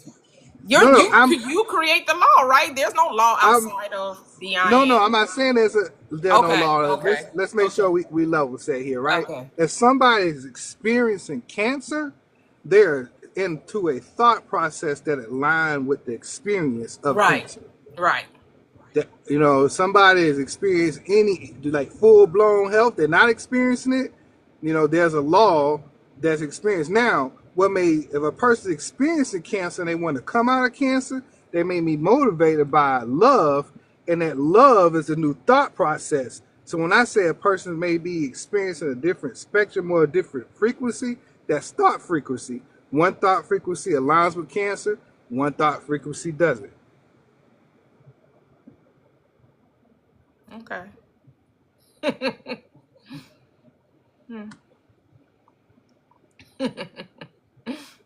I'm gonna challenge you on that because it's just like it's. Here's the thing, right? We experience our thoughts, right? But is cancer a bad thing? Is it a wrong thing? I'm not saying it's bad nor wrong. It depends on the person Right. who wants to experience that or not. That is their experience. It's not Right. me saying Because I that it's bad. guess I'm just coming from the perspective. There's only one frequency. There's only one energy.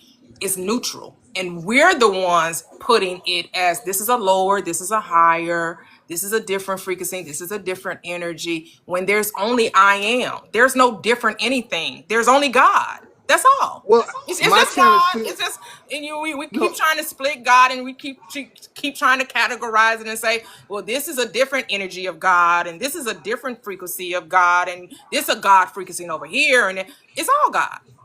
It's all. no, I'm not. It's I'm in it's agreement with you, but we can see in this physical manifestation that you have masculine energy, you have feminine energy. So we both are experiencing God, but the vessel I'm in is a masculine vessel. The vessel you in is a feminine vessel. Now, by the eye, that would seem like that's two different spectrums, but we're tapping into the same source. So just because we say one person tapped into, God frequency and they want to experience cancer, and somebody else different, that's just them expressing that frequency in two different ways. That doesn't mean it's a separate source. right. Right, but you have contained both masculine and feminine. You don't have one or the other. You are in a different form, not a different energy. Like masculine and feminine. We all have. Yeah, I agree with that. I'm not saying Right? the Yeah, internal yeah, energy. yeah. Because you showing up as the male version and me showing up as the female version doesn't mean we both don't have male and the masculine and feminine energies. Well, I'm not saying that. I'm just saying I'm agreeing with you that all of us tap into source, but at the same time, that source have multiple different ways of expressing itself. And that me pointing out one is in a man's body and another one's in a female's body is just to say that, hey, that's the same way of thought frequency expressing itself as someone who has cancer versus someone who doesn't. Okay. Yeah. Or it could be like, we know that like a battery, it has a negative and a positive, you know, neither one can operate, there's no power without either one. However, you know, you can choose to have the experience of being the yin or the yang, or the positive or negative of that power, but they both have to coexist. Right. Right. It's the same thing, right? The same, It's the same right. thing. It's the same thing. It's just it shows up in the physical world as something that they're two aspects of the one, right? But it's not separate. It's not divided. It's the one and the same, right? Yeah. Yes, that's correct. Yes. Yeah. It's just like, okay, like now I live in a beautiful gated community, and have a peaceful life. However, growing up as a child, I lived in the projects, and I growing up in the projects, I never knew that I was poor. Right. I ate good. I had lots of fun with my friends. Um, you know, dressed well, going to school, pretty much got, everything that I wanted for Christmas. It wasn't until I was walking home from school with one of the girls I had a crush on, and when I drifted off to go into the project, she said, "Ew, that's where you stay? You poor." Oh wow. I say, "Wow, I'm poor." Okay. Wow. Yeah. So I never knew I was poor. However, what I'm saying is that was an experience in the projects. I didn't lack anything. However, if I choose to have the experience of living in the projects right now versus where I live now, I'd rather where I am now in the gated community.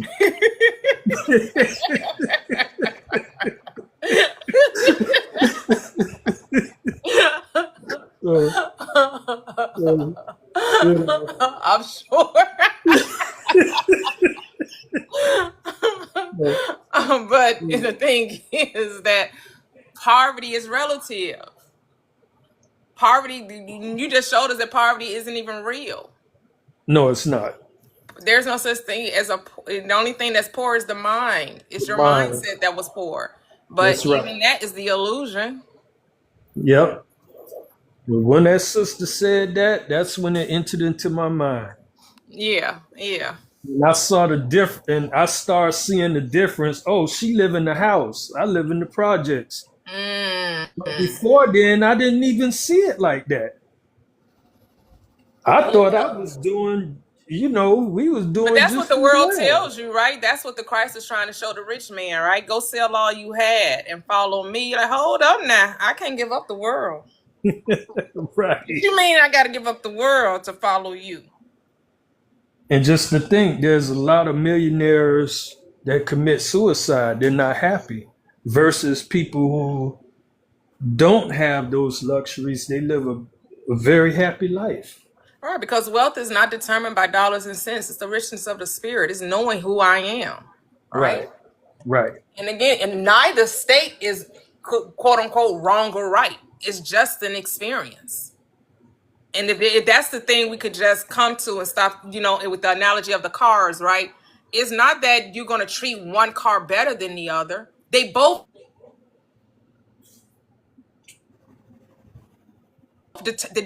need maintenance. They both need to be maintained. But how you're going to maintain, how I'm going to maintain my body and spirit is going to be completely different how you're going to maintain yours. But neither one is wrong.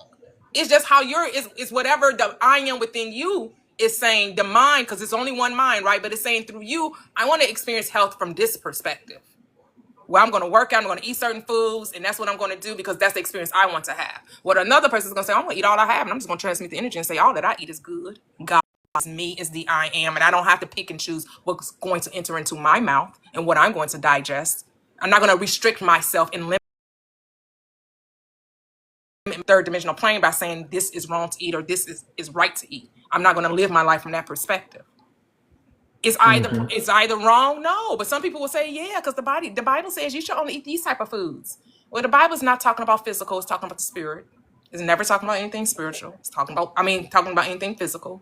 It's all spiritual. When it talks about, not eating crabs and shrimp, it's talking about taking on the lower thoughts, the thoughts that operate in limitation, fear, unbelief, doubt.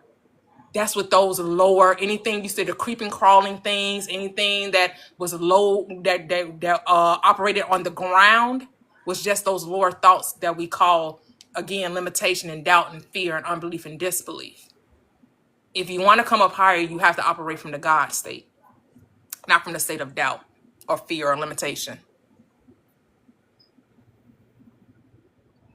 But you can do whatever you want to do with your vessel. There's nothing wrong. To me, it's no wrong or right. It's whatever you decided.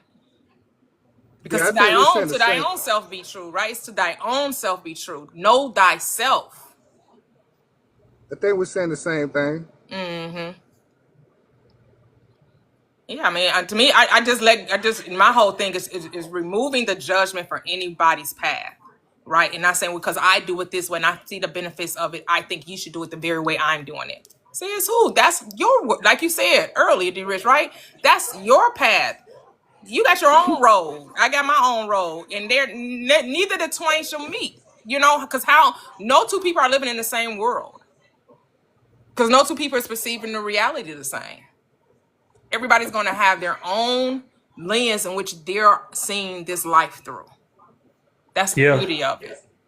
From a far distance, if there's a cup on the table, and we're all standing like, maybe 100 feet away from it, one of us gonna say, that cup doesn't have a cup holder. I mean, it doesn't have and somebody else from a different perspective, perspective, they could see the holder and say, oh, it has a holder.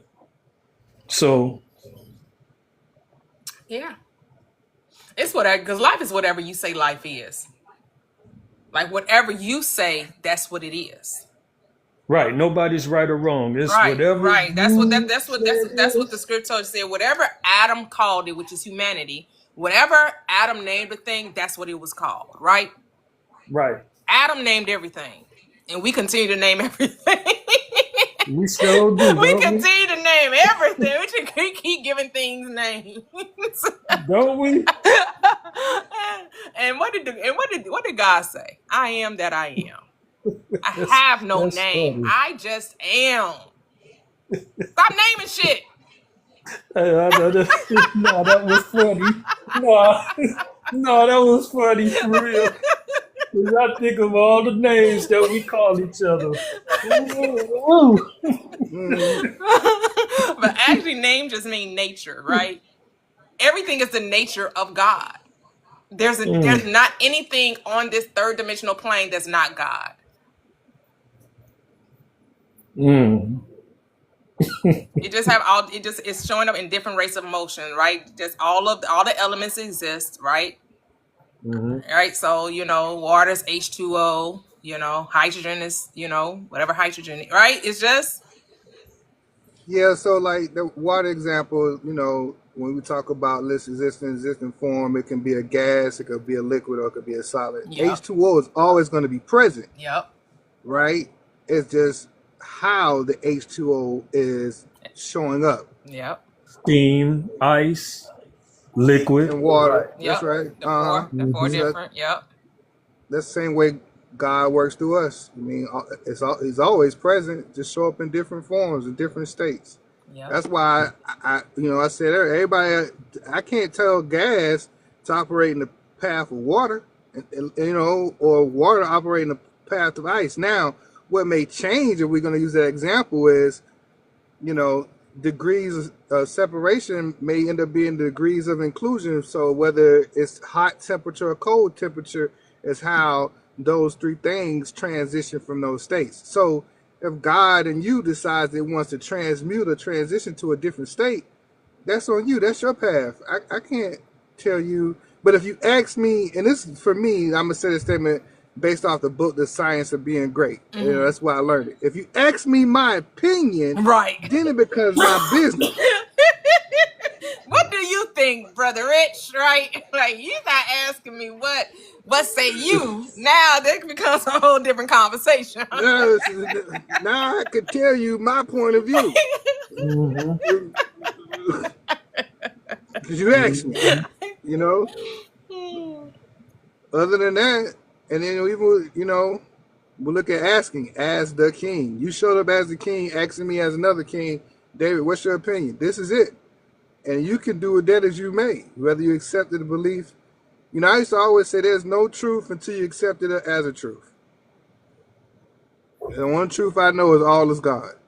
Yeah. And that's why I have to commend those who are in who have been in marriages for many years, you know, because you got two gods that's having different perspectives sometimes, and you know. No, it's one God having different perspectives, not two gods. It's only one God.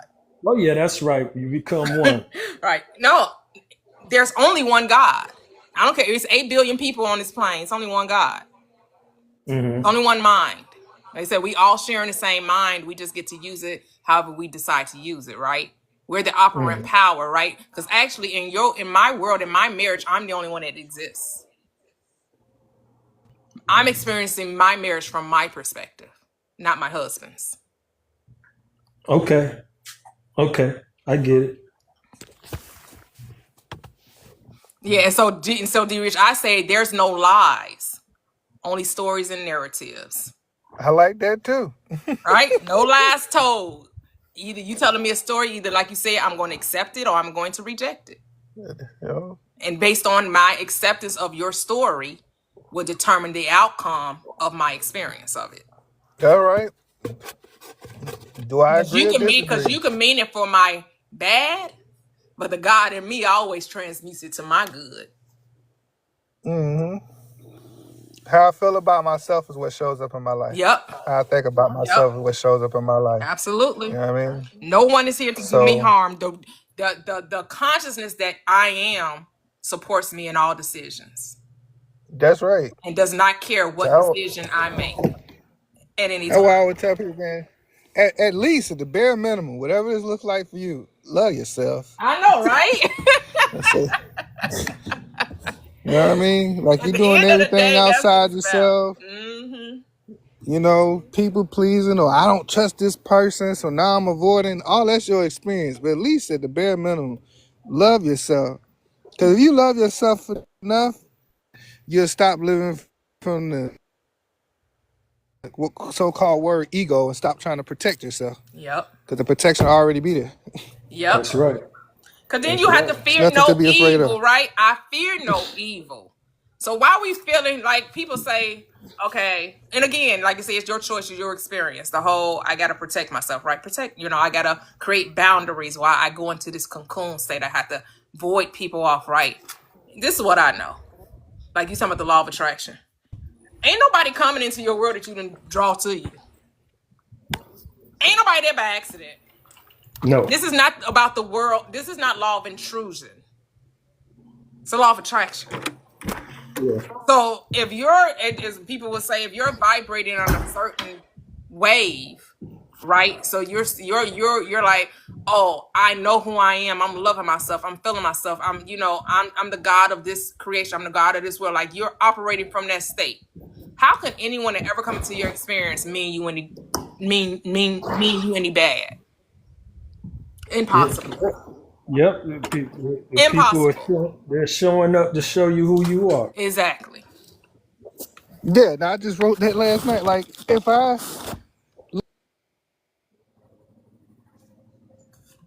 Oh, you paused, Rich. D Rich. You still driving, Rich? Probably maybe you went through a cellular connection isn't as great. Rich, we still can't hear you, bro. All right. You still there? I mistakenly pushed the mute button. My bad. What I was saying was, if I love myself, then a reflection of love is going to show up. If I have fear, then fear is going to show up. You know, so if I'm full of quote unquote anxiety, right, and I'm pleasing, I can't be confused when I attract situations that trigger me to people please, and typically they may get you know, if I'm looking for validation, I may attract somebody who quote unquote isn't avoided or likes to run. But these scenarios show up because it's just reflecting me back to me. Now from there, do I stay the same because I enjoy this version of myself and how I'm experiencing? Can make that decision for you. That's on you. That's right. That's why there's no need to complain about past relationships. Oh, he this, she this. That was you. Most people like, no, I'm not taking that accountability. Like, no, they're just horrible people. Do you not know they were just narcissistic? You know, they're not gonna. Most people are not gonna say that the reason why they had the experience wasn't great had nothing to do with them. It had everything to do with the other person. A narcissist attracts the people pleaser because they're one and the same on the inside. They just express control in two different ways. People like to control through people pleasing, and narcissists like to control through manipulation. But both of them like the sense of control because they're scared of something. That's right. Yeah, I never heard narcissism used so much until I, got on these TikTok streets. I was like, what? Yeah. Like, what Yeah, is that that? narcissist Like, word what? came up when? After COVID? That's all you heard, huh? Never heard that word before. I mean, I heard the word before. I'm just saying how it was used just so frequently. Like, everybody was a narcissist. You don't know I dated a narcissist. I know exactly what it looked like. I can tell you all about a narcissist because I know exactly. Just look in the mirror. That's what you're going to find your narcissist. Hey, like it was told to me, you can never tell me about anyone else without telling me who you are. Yep, that part. Yep. People like, oh, I can't stand liars. Stop being one. I'm like, what? What you mean you can't stand it? But the very people that say they can't stand liars are the ones that lie all the damn time. Like, how you just That's don't right. like yourself. That's all. That's right. Say it loud and clear. That's right. So I learned to stop talking about what I don't like and talk about what I do like. Cause I want to see what I like, right? That's why I come to these sessions you be having, whatever this space is called. I'm like, I know there's some like-minded brother or sister in this chat. That's a reflection that wanted to attract to me today. Mm-hmm. Let me get in some supportive spaces. For a moment, I was on the thing of talking to those of the opposing view, and then I realized that it wasn't serving the purpose. I guess it served its purpose for the time it happened, but I was like, this is not the state that I want to continue to operate in. Because I'm just like, this isn't, it was becoming too argumentative and combative. And I was like, okay, so I'm just arguing and combating with myself. Why do I want to continue doing that? Come on now. That's Like, what? Now, I love the way you did that, right? Mm-hmm. And that's why I encourage most to do. Why am I continue to interact with myself this way? Right. It's like when you talk about lies, I would say to myself, okay, if I like to be heard, then where in my life am I not listening? I'm not listening to others. What have I told myself I wanted to do and I'm not doing for this liar to have present themselves to me because they just a reflection of an internal thought I had for myself, a decision I made, I decided not to act on. I lied to myself. This liar is standing in front of me.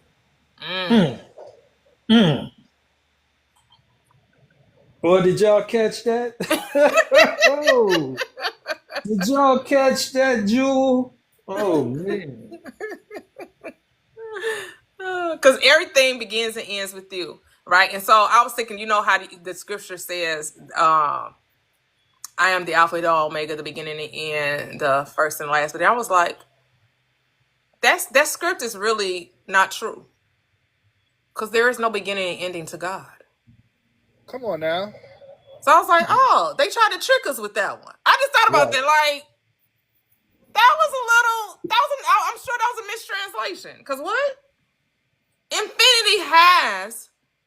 Eternity has no beginning or end point. Just a stop on the wheel. How I decide It just is. Yeah, I mean, when I say how I decide to experience it, Mm-hmm. that's what it is. But there's no energy never dies. God, Right. If you can't multiply infinity, you can't divide infinity, you can't add to infinity, you can't subtract to infinity. Subtract from infinity. Mm-hmm. It just is. And it's just experiencing itself in infinite ways. And you just have to decide now that you recognize that you're infinite, that you're a limitless being. How do you want to experience this thing we call life on this third dimensional plane? Mm-hmm. Step into your I amness. Earlier, when you and Sister Mia was talking about speaking, you know, I was like, shoot. See, people don't even have to speak. Sometimes you can walk into a quiet room and you can hear people's thoughts. You know what I mean? Mm-hmm. I mean, we talk about how this quote unquote, you want to put a name to how this body is made. The brain is just a receiver. So, how they tap into receiving. Mm-hmm. Yeah. It's always so interesting to come to the revelation of self, right? And again, and we have different ways of expressing it. We more or less are saying the same things as long as we're not limiting, right? To me, you stop saying the same thing whenever you introduce limitation to it, because now we're not talking about the same thing. Anytime limitation gets introduced into it, we're not on the same page now. Right. Totally agree. That's why I tell people, you can judge me if you want. That's on you. I'm going to be me. Yep. For anyone that's well read with the Bible, do y'all remember a story about it was some guys that brought back a false report about something? I think they was like saying how I think it was like a battle going on, and they were saying how the enemy had appeared to look like giants. Oh yeah, But then that happened a couple of times in scripture. I was thought of Joshua and Caleb when they went to go spy out the land, when they were in the wilderness and they were told to go take the land. They came back saying, "Oh no, we can't do it." And Joshua and Caleb was like, "What you talking about? We got this." Yeah, they're saying that they looked like giants, but they appeared to be like grasshoppers when they went and checked it out. Something like that. I don't remember. Yeah. I was listening to Neville Goddard talk about that this morning. He was talking about that there were giants in the land and we were like locusts, and he was making the inference, and that the only reason why they appear to be bigger than you is because you said it. Right. You're making it giant. You have to see that you're the giant that gets to step, like you have to reverse psychology basically, right? Why are you making the situation greater than you? You hear that, y'all? Your bills are not greater than you. No situation. Those are not giants. You are the giant. Yes, most people when they look at bills from a survival place. So they look at bills from a state of fear. And then they start, so internally they question their own worth.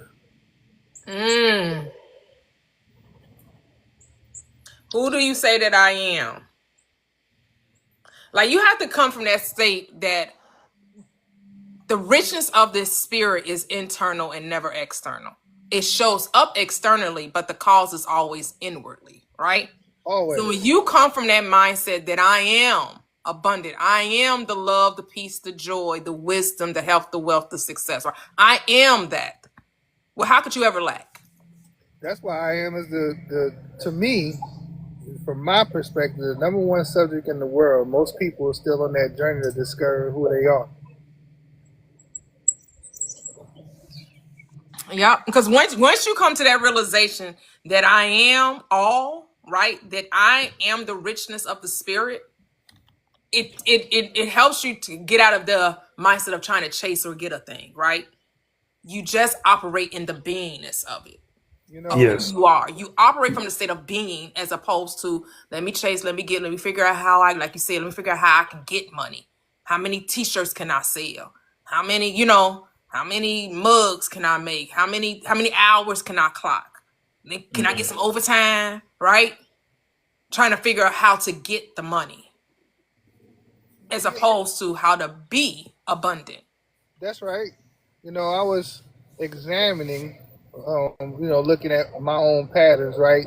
I'm going to use Christmas as an example. When I was young, you know, we, we didn't have great moments, quote unquote, for Christmas. And I had grew a hatred for it, right?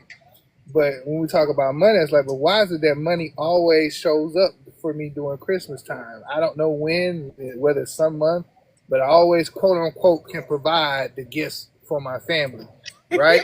Okay. And it happens, all the time. So, or me paying off a quote unquote a debt. If I had a debt, well, the debt exists because I saw a debt with them myself, right? And then if I had money, what I do when the times money came? Did I quote unquote pay off the debt, or did I fall into the old habits? When I changed my habits, when the money came, so because I can tell you so many stories of myself and repeat where I received 20,000, 15,000, 30,000. The question is, what did I decide to do with it at that time was the experience that I kept experiencing. All of it is a reflection of you. Those patterns are always there. You decide if you want to change or not. That's on you. That's a personal decision, but it's all inward. Yeah, and so I guess that the key to that story is recognition of the pattern, right? Yes, yes, yes. That's Choose correct. something differently. That's right. You want to live a different experience. You gotta choose a different quote unquote pattern, and all patterns are habits, and all habits is just a sum of the law. Yeah, and we have to start telling ourselves it's hard to break. You know. It's so hard to break this. Hey, it's so hard for me to stop doing. Nope, it's as simple as a decision. A decision. Just Yeah. decide to do it. It ain't no more than that. It's no more difficult than that. It's so simple. Just decide. Not try to figure out how. I think that's what people trip themselves up. They made the decision, not even trying to figure out how it's going to come into fruition. That's not your work. You're Right. just supposed to decide that you are the thing. And that's it. Get it in consciousness, which means get the conviction of being it.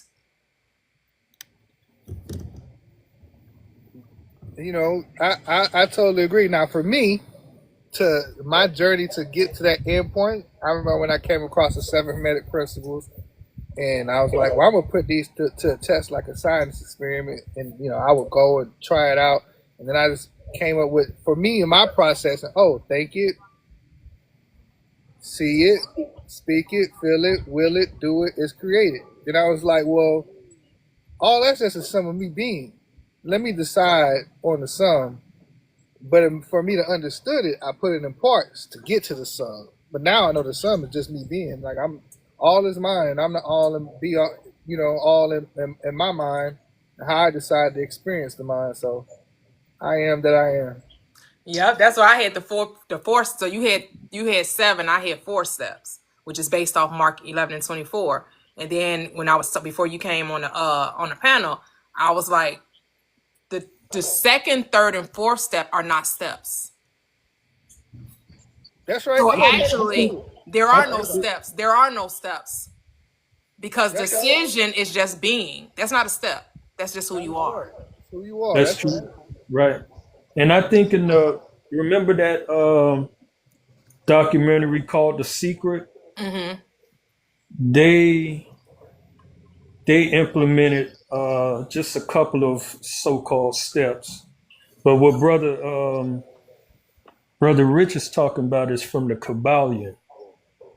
the 7 Hermetic principles. Okay. Yeah, but you could see the science take place in a fun way. Go watch The Price is Right.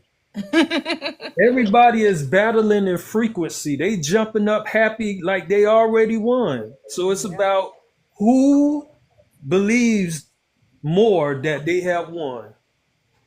They already in that frequency like they done won. That's like when I sit down and play cards. I'm like, I know I'm the winner before I sit down. Most of the Yeah. they feel defeated. They call me all kinds of names. Well, you're a cheat. Or you this and you that. And I was like, you're a loser. Yeah, I'll be like, I don't play unless I know I'm gonna win. So that what? Well, why would I do that? Why would I play to lose? What? Who doing that? Like what? I don't play to lose. I play to win. So what? Yeah. Because all I do is win, win, win, no matter what. Right. Oh my goodness. Oh, but it is so simple. But I know we create these steps to explain the process, right? But this thing happens instantly. It's just the mind wants to see that linear progression.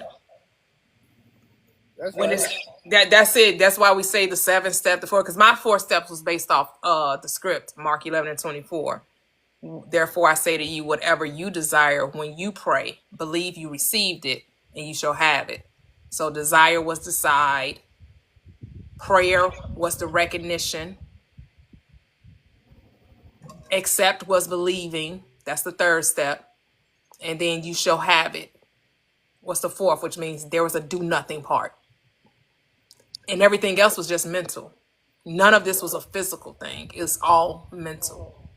Right. I didn't know that verse, but in my mind, the way I put that together is, who, what, why, how. How is, the quote unquote. That's not up to me. Yeah. That's gonna come. So I'm like, well, let me just focus on who, because what is just what I'm focused on, and why is just the supporting factor of what I'm focused on. So let me just be who. Who are you? That's right. My what and why may change. Yep. My who is not going to filter at all. You know what I'm saying? I'm going to be who I am. I'm gonna be who I am. Who do you say that I am? What and why just changes the direction of the experience. Yep. Yeah, when I was 15 years old, I used to draw a lot, and I had always, pictured myself as an artist. So by 15, I had manifested a contract to illustrate a book. Then that same year, my friends and I, we manifested a recording contract to record 2 songs on a compilation album. Oh, nice. So, it's just believing who you are, Yeah. knowing who you are. Yeah. When I heard that story, it triggered a memory for me. I remember when I was young. I used to party, right? And what was a running joke amongst me and our friends. I just at the point at my time I was working at McDonald's. I was a manager, but I was only making like as a manager $8 an hour, right? But I was in every club or event, party, festival, at least 4 or 5 times a week. And me and my friends would look back and be like, man, how did we get in so many places? Because we believe that, that's who we were and that's what we were going to experience. So sometimes it may be I know somebody. Sometimes it may be a special going on. You may enter the room through quote unquote resources. You may enter the room through quote unquote relationships. You may enter the room through quote unquote a gift. I'm in the room. Yep, I'm in the room. That's all that matters. I'm That's here. all that matters. Eyes here. Mm-hmm. It's just all about making it fun too. I know, people say life be life, but you got to make life for you, and not get caught up. Don't get so caught up in the circumstances of life. And know that you created them. So because you created the circumstances, you can recreate them. Because it's not what's happening, it's how you're viewing what's happening. Are you reacting as the devil, the doubter, the deceiver, or are you acting as God? Because God is not reactionary. God acts, the devil reacts. So in every situation, you have to ask yourself, am I being reactionary or am I acting? Come on now, talk about And, that and, thing and, now.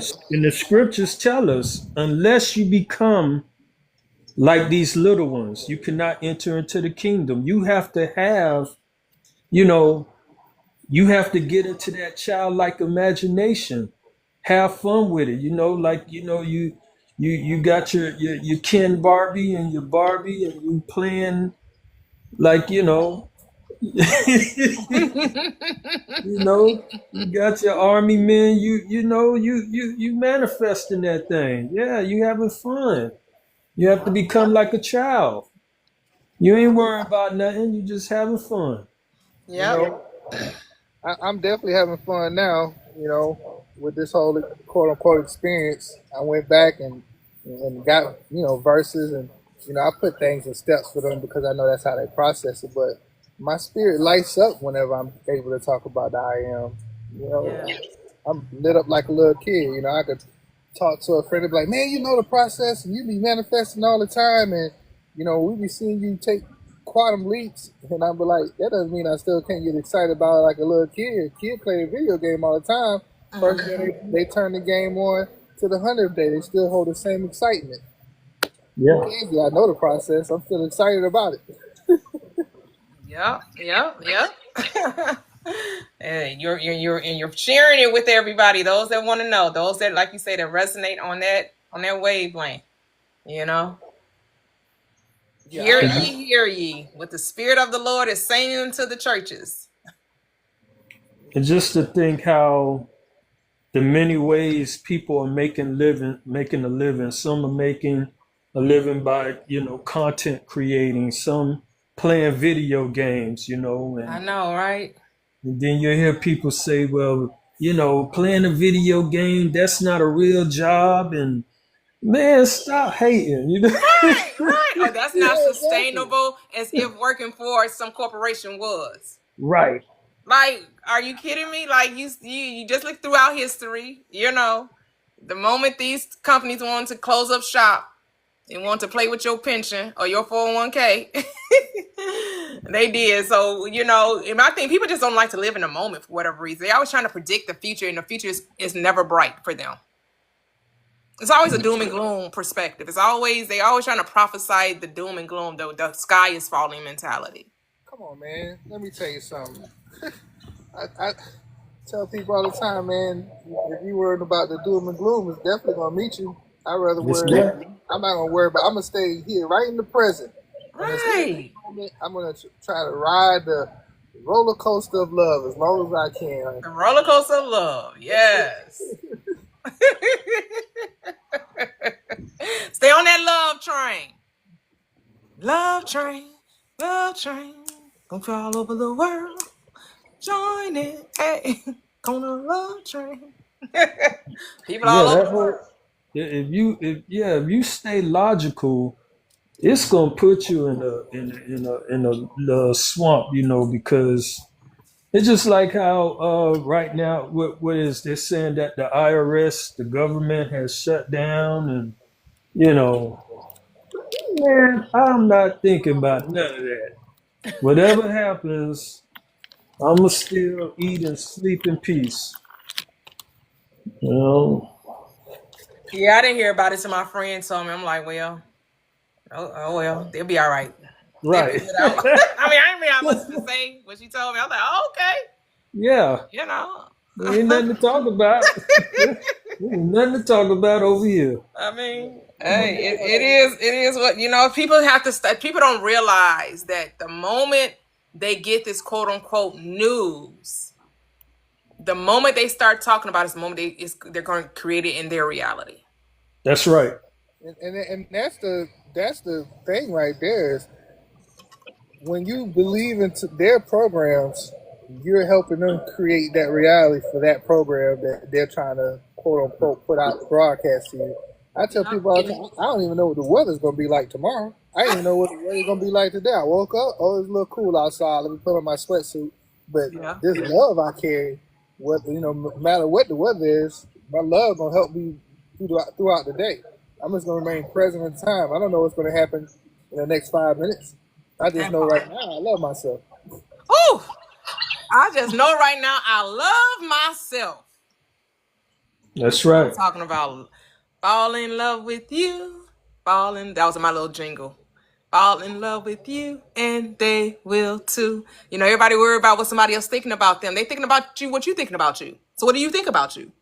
Mm, Come on now, It's what you you're thinking know. about you. It's what you're going to see in other people. that's So when right. you love you, you'll see love reflected back to you. Remember, the world is a mirror. Hmm. They're just mirroring you. They're mirroring you, like you were saying about the narcissist and the whatever. Right, those are mirrors, right? So what are mirrors? What they're inverted and whatever they say about the mirror. That's it. Yeah. What So appears to be opposite is really the same. They both derive from the same internal space. yep, yep. So that everybody in your world is just confirming who you are. If you don't like what you're seeing, you're gonna break the mirror. You know, that's just like That's not how you change the mirror. That's not how you change the reflection. You're just gonna go look at us in the mirror and gonna see the same being there. So stop that's like breaking mirrors. I 100% agree. It's like when people be like, well, quote unquote, get into consciousness in early stages of the path, and they be like, I'm throwing away the Bible and I hate the Bible, and I be like, you can. That's on you. You can believe that's on you. You can interpret a different way. And they be like, well, why do you say that? I go back to my favorite song, because Jesus loves me. This I know. Because the Bible tells me so. my spirit lights up. However, your experience may be different, but every time I sing it, even as an adult, I put a smile on my face because Right. that's my affirmation. I know who I am. I know we are one and the same. Say, I love me some me.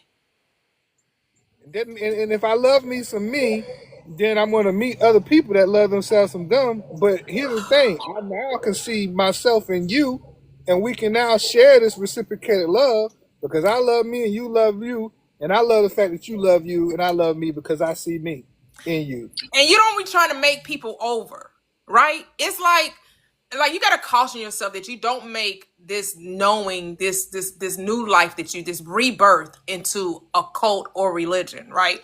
Where you feel like you can only be around people that think exactly like you. That's cultish behavior. Yeah. That I only can be around people that act like me, think like me, right? Because it's going to be some people that's going to come to you that want to know what you're talking about. It ain't there yet. They're wanting, like you going to the church, right?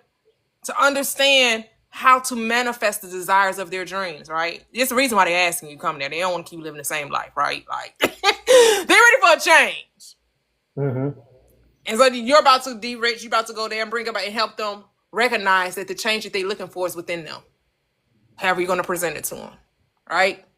A way that they can understand that whether they're going to call it prayer and seeking God differently. I'm sure that's what it is. It's going to be how you're going to seek God and how you're going to have a relationship with the Creator differently.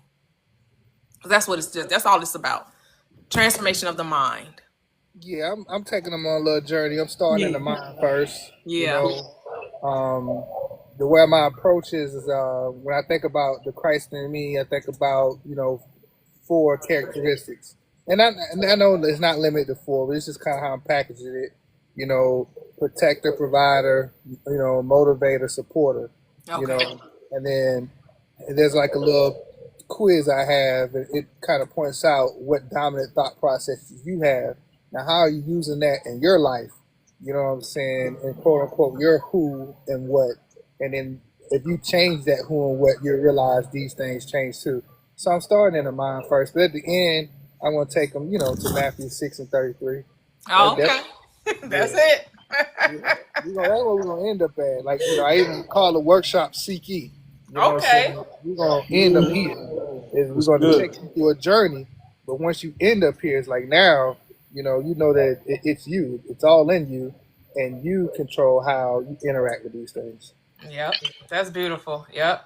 So we have someone. Hello, Renee.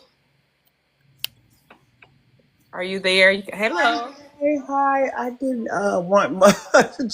I just wanted to just tune in. I actually wasn't even trying to get up here. I keep doing I'm sorry. Oh, that's But okay. That's okay. just listening in and just letting you know you're doing, good job, good job, good job. Have a great day, everybody. Oh, I appreciate you. Thank you. Thank you. Yeah, we just, reminding ourselves who we are. That's all. Just basking in this remembrance, basking in the glow of the light. It's a I beautiful mean, day. what I wonder how people take the scripture when it tells it tells you simply that know that ye are gods. Well, most people don't. Most churches don't read that script because I know I didn't hear it when I was in church. That wasn't the scripture that they referenced about, Right. and those that have come on the panel when I would point to that scripture, they would say, "Oh, he's not talking to us. He was talking to the Pharisees. He was talking to the magistrates and the generals and those in power of that day. That's who he was calling gods, and it was lowercase g. So they have a reason for not believing that they're God. Like they're like, that wasn't. I was like, oh, so y'all only like scriptures that talk about you being a sinner. You don't like the scriptures that say you're a God, okay? Right. Right. But the Right. thing is, the Bible doesn't call anyone a sinner. And somebody was like, well, yes, it did. So they reference the scripture of the person calling themselves a sinner. Well, that's different. That's the person saying they're a sinner. The Christ never called anyone a sinner. He might have said those without sin or go sin no more, but he never called anyone a sinner. You calling yourself a sinner is different. Not the same. But why would you call yourself a sinner? Mm-hmm. And the thing is, if you're calling yourself a sinner, you're not looking at it from a place of I'm unworthy, I'm not enough. It just means that you've missed your mark, you've missed your aim in life. You recognize that you got off course. And at any time you get to what? Course correct. You don't have to accept any outcome. So in that case, yes, you're a sinner from that perspective. If you've ever missed your aim or missed your goals in life, yes, you sinned from that perspective. But there's no judgment in that. The only judger is you. You're the only one judging the experience as something that was wrong or shouldn't have happened. You're saying that. No one else is making that judgment. Let me ask you and Brother Rich this question. Okay, earlier I typed in the chat that well most I think it's like 90% they say that the lotto winners, most of them have lost all of that they have won, right? So what do y'all think take place in their subconscious for them to actually be able to manifest such a large sum and then but not be able to hold on to it? Some people don't feel like they felt worthy, they were attractive. Then once they got it, they felt unworthy that they had it. Brought a sense of guilt. Okay. That's it. Because you can get things, right? Things are not impossible to get. Here's the thing with the law. The law is no respecter of person. It does not care who has the money. It doesn't care. The moment you believe you can have something, the law says you're exactly right. You can have it. It doesn't say that you have to have a certain type of morality associated with the thing, right? It doesn't say that, oh, you got to be this great manager of money. You got to know that, none of that. All it says is whatever you can believe you can have. Whatever you desire when you pray, believe you received it and you shall have it.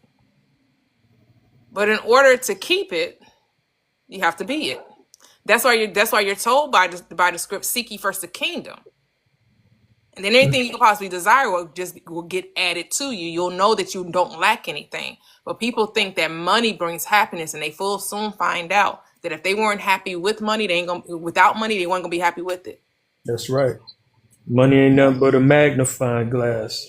Whatever state that you're in without it, when you get it, it's just gonna multiply that state. Right, because people really think this life is about worthiness, and it's not. It has nothing to do with if you're worthy. God, because worthiness says that you have to prove yourself to be something.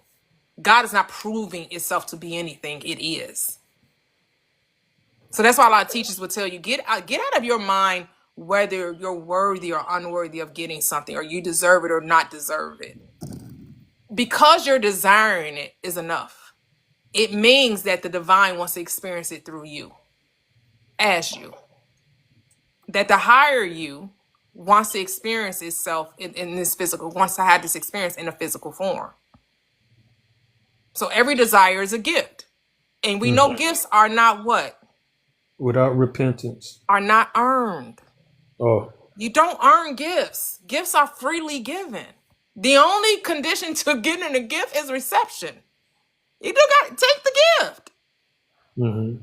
That's it. That's only when somebody's giving you something, you do have the ability to say no. That's why I tell people, if you're having difficulty with manifesting like money and gifts and stuff like that, regardless if you see that you can use a thing, if someone's giving it to you, just accept it. Get in the mode of getting things for free, regardless if you can do anything for it, right? Like you did something for somebody and somebody's like, I just want to gift you with $50. No, you don't have to do nothing. No, I'm not turning it down. Oh, I want to give you a gift card, or I want to take you out to dinner, or, I just want to do that. Thank you. Yeah, that root of emotion is like, if you give me something, some people feel like, now I owe you, or what's the stipulation of this gift? They want to attach everything to the conditioning it, right? They want to put a condition on the gift. No, you want to give it to me? I'm taking it. Thank you. Yeah, that part. That's a you problem if you think, now I owe you something. I don't owe you a damn thing. But to love you. The only thing I owe you is to love you. Going back to what you were saying earlier, right, about receiving gifts, right? Mm-hmm. And you was referring to like your children, like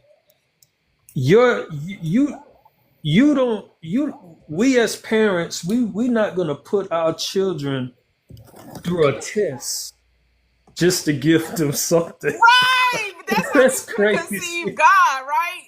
That's crazy. I'm glad that you said that, because so many people say that, when you have faith and you're manifesting, it's going to test you. I'm like, no. Like you just said, when you bring it down to that state, and you as a parent, you don't take your children through tests before you give them something. Like, nothing. And sometimes I'm not gonna say that. Some parents do. Some parents be like, well, get a good grade, right? Or make sure you do your chores, right? So that is a kind of condition to me giving you something, right? Well, you didn't do what I told you, so you can't have it. Or you didn't get good grades, so I can't give you this thing, right? So now I'm not gonna say we as parents haven't done that. But I know if I would have knew this truth before, because most of my children my younger children, they were like a preteen when I came into this knowledge. And so it was about me changing how I was parenting them and to not make it conditional. So if they asked it, I gave it to them, regardless if they did chores or not, regardless of what they were doing in school or not. If I felt like giving it to them, they got it only because I wanted to, not for any other reason. Right. That's right. If you can, as much as you can afford, you want to make your children and your spouse happy. Mm-hmm. But it used to be conditional though. It used to be, well, you got to make sure you do what I tell you to do it the way I say do it. And if you don't do it the way I say do it in the way and time I say, I did used to think that way until I understand that love is unconditional. And so that has to be in every area of my life. I can't compartmentalize it and say, oh, that works over here, but over there, no, it works all. It's the whole. It's everything. Yep. So we have another guest. Hello, Key.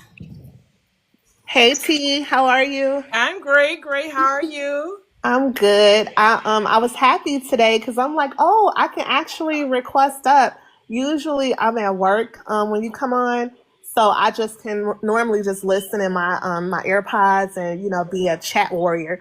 But and I'll be so mad like, oh, I wish I wasn't, but they be working me. But it's okay. So, but today I got a few moments. I'm like, oh, this would be a great opportunity to come up. I did want to share like this light bulb moment that was inspired by you. So I come from this really combative family.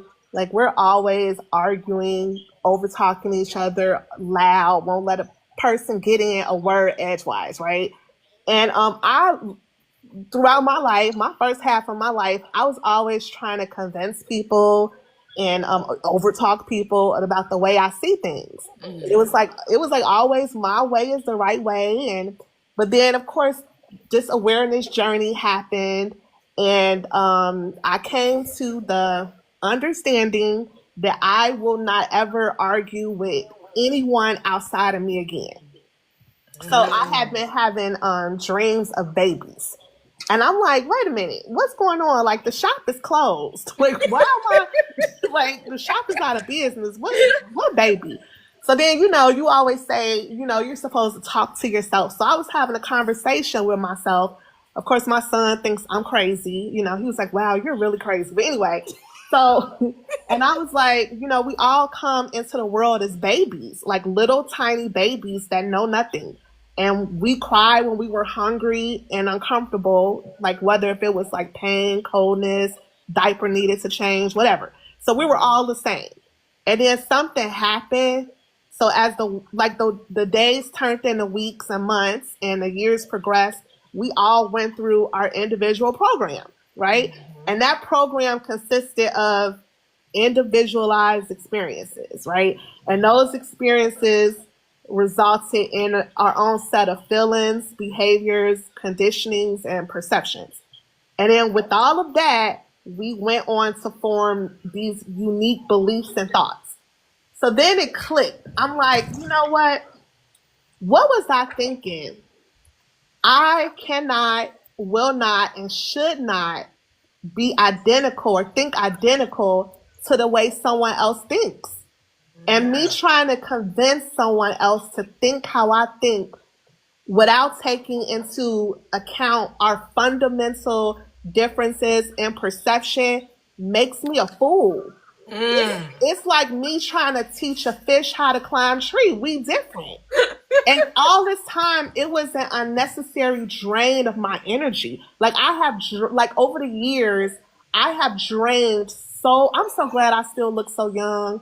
I'm really blessed. But I have drained so much of my energy away. I have destroyed, I can tell you, I have destroyed relationships.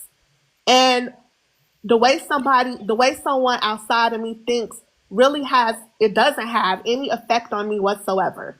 Unless, and I got all of this from you, unless I give meaning to it, which I'm not required to do, right? It's a choice. Yeah. So I don't have to attach my peace, my mood, or my sense of self-worth to someone else's beliefs or words. Yeah. And I can only suffer if I give meaning to it, right? Yeah. So with all that said, I just released the need to be heard or understood or convinced because I realized that I understand myself.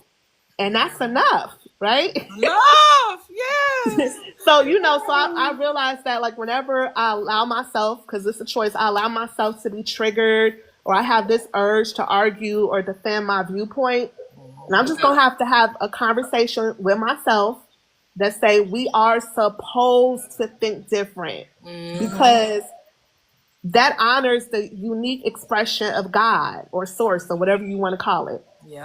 And I'm like, who am I? Because I had to take a look in the mirror, like, who am I to try and control what cannot and should not be controlled? Like, it's oh like, my goodness, that's why I shifted the platform. Yes. Like, who am I to question another man's servant? Yes. You said something real profound, Key, is that when you convince yourself that I don't need to be heard. At least for me, in the past, when I was trying to convince myself of people to have my opinion or to see my opinion, I was like, am I looking to be seen? Am I looking to be heard? And then I would ask myself, what have I not, going back to what I said earlier, have I not listened to myself? Am I trying to convince myself or am I trying to convince them? Oh, I'm trying to convince myself of my own beliefs. Yep. Yep. Yes. Yep. Yep. Yep. So Totally you agree. all experienced my journey in real time. Really? Okay, but we're like many years behind you. I'm just not catching up. Well, I'm you know, like, the last 4 months, the last, 3 or 4 months when I had the shift of talking about Christianity and having people come up and we having these discussions and how sometimes it would get argumentative and combative, right? And so it was like, oh, that was a mirror. And I had to own that accountability of that mirror. And I don't like that mirror. Remember I would say if I don't like the mirror, I gotta change the station. Got and to that's channel. why I'm you channeling can. it. I was channeling that, right? That was my channel. I was tuned into. The mirror should set you free. You know, as long as you He know. like, wait a minute, I missed that one. Wait, say that again. I said, well, you say you missed that? No, I was here. I was in the Okay, chat. okay, I was okay. in I'm the not. chat. I'm saying, but did you see it from that perspective? Oh, no. Yes. But it's funny because, yes, because when you were saying that in real time, and in my head, I'm like, no, you're so far ahead. But then you just brought it back to say, no, this is like last week. This was like last week. The light bulb went off that you don't have to convince anybody of anything. If we don't agree, then. Yep. Yep. What about the person who knows nothing of the law but lives the law every day? They don't need to be convinced because they already living it. Yep. Yep. Yep. And that's what I said. If I'm being this, I don't need to talk about not being it. Yes. Right? I don't need to have that. Why do I need to have that conversation? Wow. There's no need for that conversation. Unless you're not convinced and you're trying to convince yourself. Yep. Yep. That was a revelation. That was a revelation I had. I was like, oh, okay, it's time to shift again. Let's shift the channel again. Yeah. Because it's like if you're arguing with someone, are you really convinced of what you're arguing about, or are you really having a conversation with yourself, trying to persuade yourself? Right? Right. Because I'm like, if we're really talking about living this life as the creator, as who we are, right? Why would I spend my time talking to people that don't know that they're the creator? Wow. Trying to convince them of who they are when they're not ready to receive it. Wow. I'm not here to interrupt anyone else's journey. This platform is really for those who resonate with what we're saying, not trying to convince them of what we're saying. Wow. Yeah. You know, it's just like, a lot of times I like to go out comfortable, meaning I won't dress up. I simply put on some shorts and flip-flops and a t-shirt, and I go to these, places where I like to go. And, people with, the copper color, sometimes we get viewed in a certain way if we're not dressed a certain way, And if I feel like I'm watched, sometimes I just buy up a whole bunch of shit, or just to show them that I got, I got little coins in the bank, Yeah, I had to stop doing that. I'm like, man, I don't care what them people think about you, man. Just, Ben was like, you can't spend my money. I don't care how much is in your bank account because I can't spend your money no more than you should care what's in my bank account because you can't spend mine. Yeah, Yep. But I mean, everything is a remember, like, because we have these things to have us remember more of who we are, right? Because we did forget. That was eating from the tree of knowledge of good and evil. We did operate from that duality of thinking that we were something that we weren't, right? And everything always comes full circle. When you get back to get back to one, you get back to self.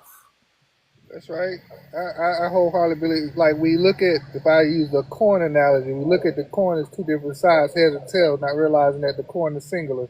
I'd rather operate from the single mind than to look at operating from duality. looking at the two sides of the coin. Coin is just a coin. Yep. Hey, how everybody doing? Hello. 1 second. I'm gonna go to Kevin. Hello, Kevin. Hey, my sister. Hello, brother. What's going on? Hey, everyone in the panel and the listening audience. I was thinking of that scripture where Jesus said, "If I be lifted up, I'll draw all men unto me." Who's the I that he's talking about?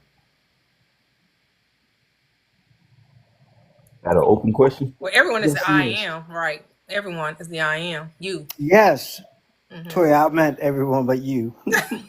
Oh. Oh, I mean, I was gonna let them answer too. I'm like, it's me. I am. Yes, you are the I. There's only you. So There's only why you. did he use a singular noun instead of plural? Well, I'm glad you asked that question because my mom used to use plural in the singular speaking to me. Like when I was a kid, when we come home, we'd be on our way home from church, and she said, when we get home, we're going to cut the grass or we're going to wash the car. She's speaking of we in the singular.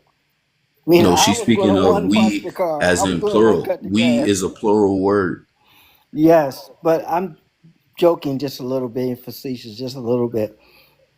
But my point is, you don't have to go out and find people to minister to your way of thinking.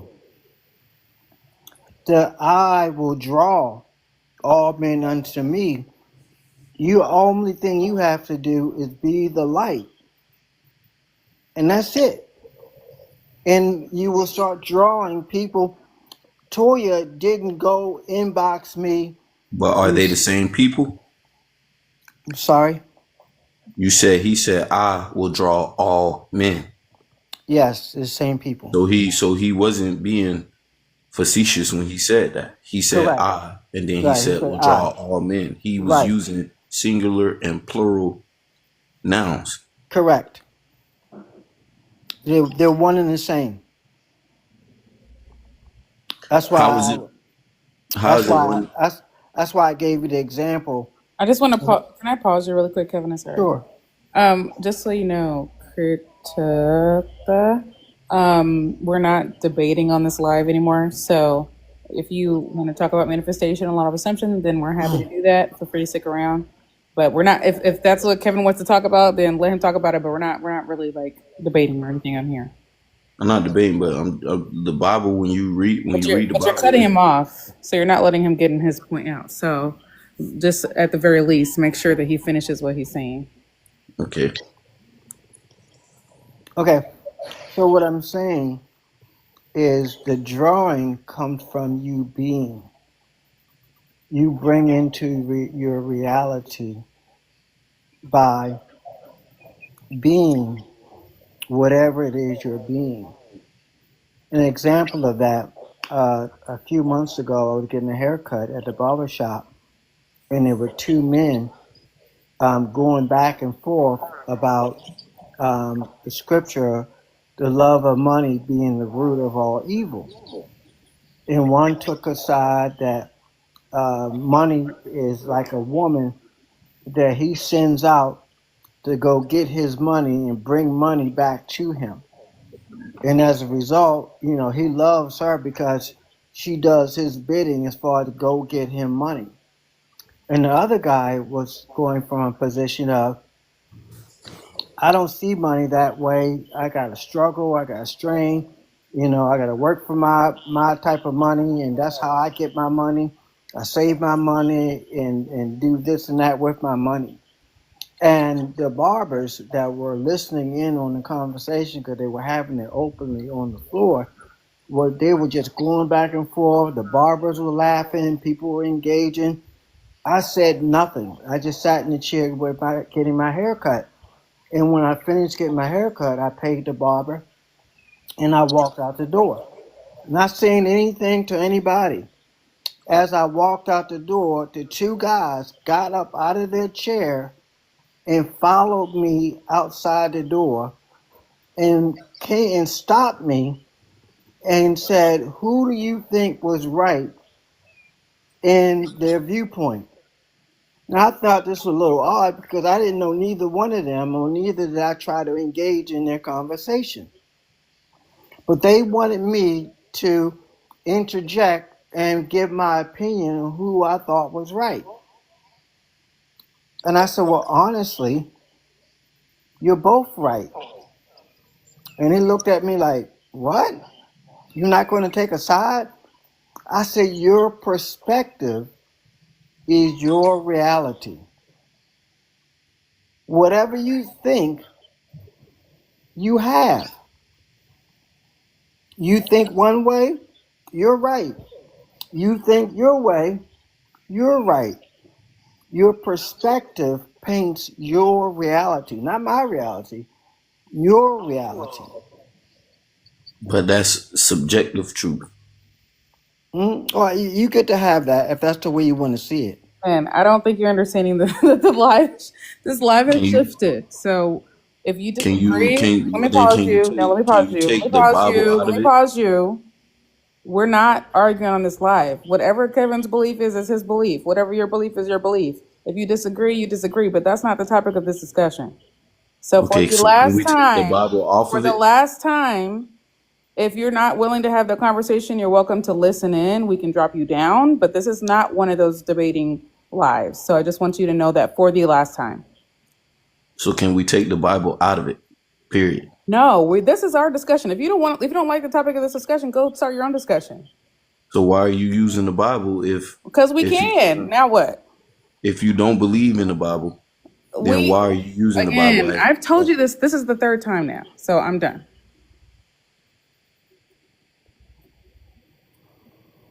Sorry. Thank you, Mama Latoxic. Clear. I don't know how much more clear I can be. I'm sorry, y'all. Mama Latoxic, she ain't gonna have it. We're done. I don't know why it wasn't computing. I don't know what was going on, but it wasn't computing with him. Y'all don't have no right to talk about the Bible. Take the Bible out of it then. Like, says who? I'm gonna do what I want. I love it. Sorry. You cannot have this conversation and insert the Bible into your equation. How dare you? Did you see the part where I said, Toyia, where Christians, they do believe that God because they believe they got a heaven and hell to put you in? Yup.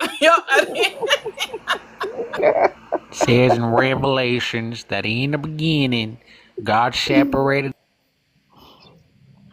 Oh man, Sorry, I'm making fun a little bit, and I'm making fun of myself because I was where they were at one point. You know, I believe if somebody didn't do this or didn't dot this I, didn't cross this T, you know, they were going to hell. Mm-hmm. You know, I was there. You know, so I get it. I'm not mad at them. You know, I don't have any hate to spread to anybody. You know, I like the song said, I got nothing but love for you, baby. I know, right? Got nothing but love for you, baby. A-Town called you top flight security, Latoxic. That's right. I co-sign that. She's like, trying to be nice. The thing is, I can sense it immediately when they speak. So I'm trying to give him a chance, but then he just kept going. So sorry. You know, you have to you gotta be sorry. No. Yeah, you ain't gotta apologize. Because honestly, I wouldn't have known something was up until you brought it to my attention.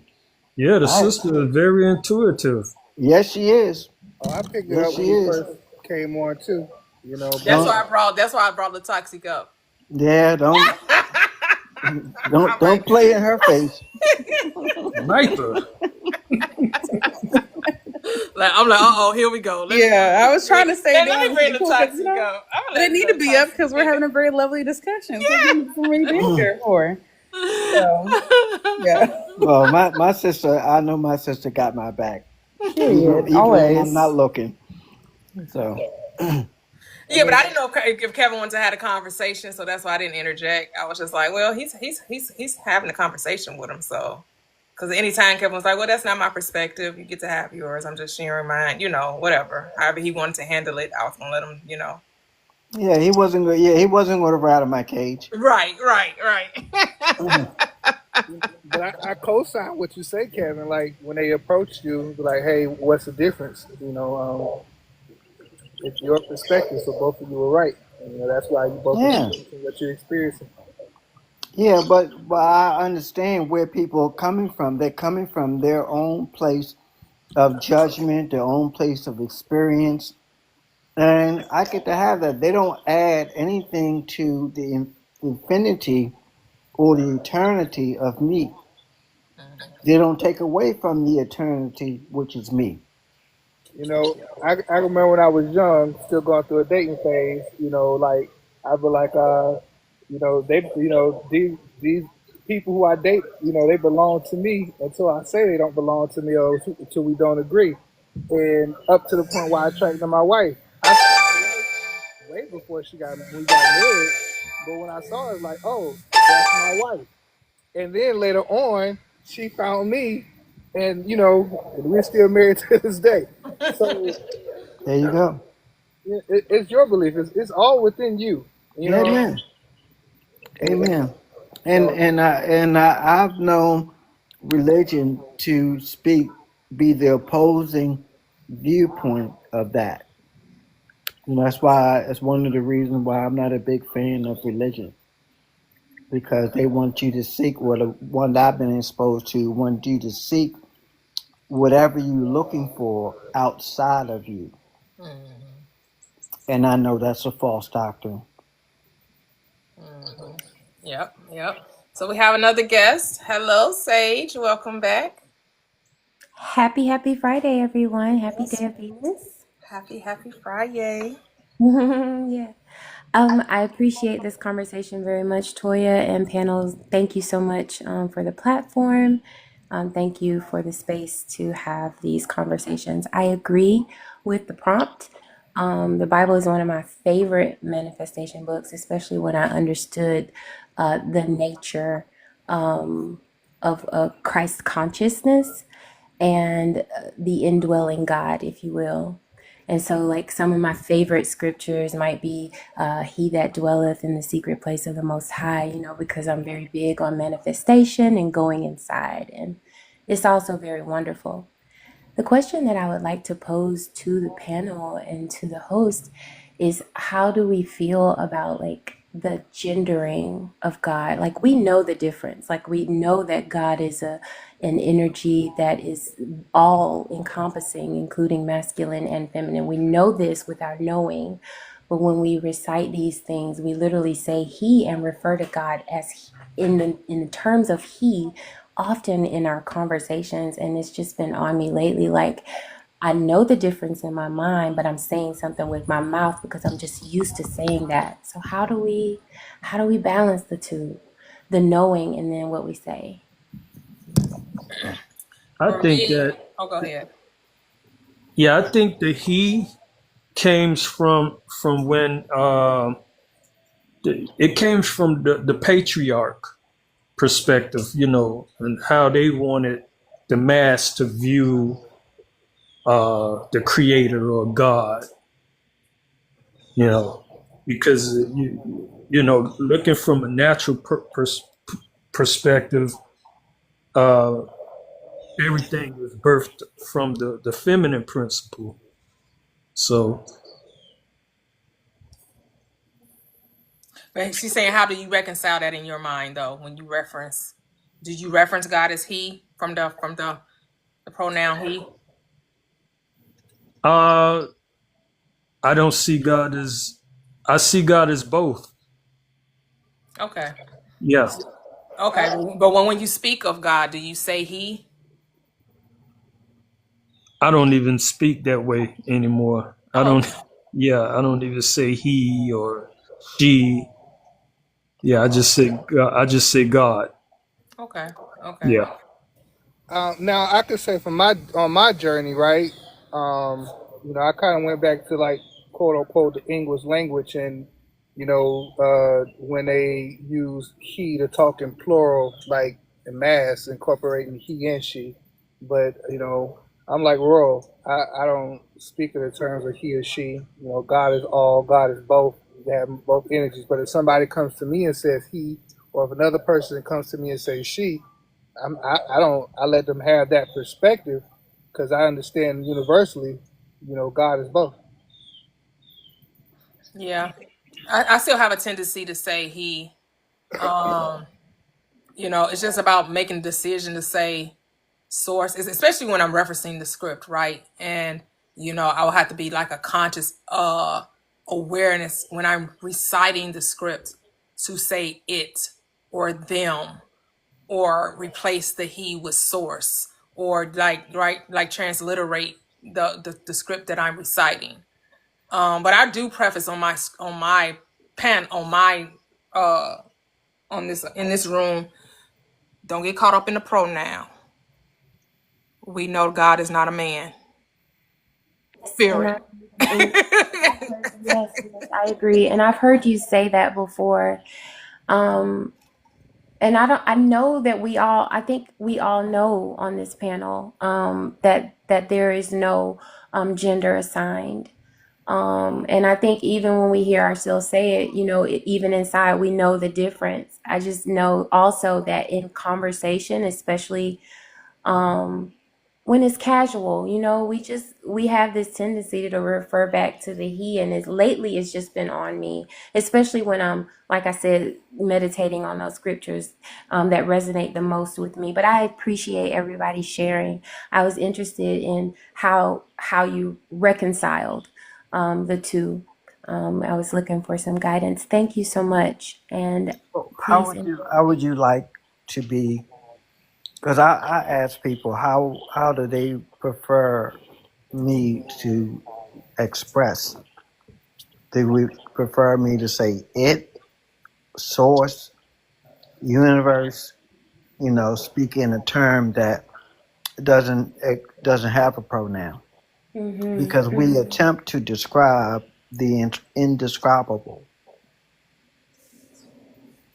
So I let them tell me how they would prefer to receive it. And like now, you brought that to my attention, which brought my awareness, because it's never my intention to say anything that doesn't involve love the way you can receive it. So I'm flexible enough to make sure that I'm speaking in love when I address you.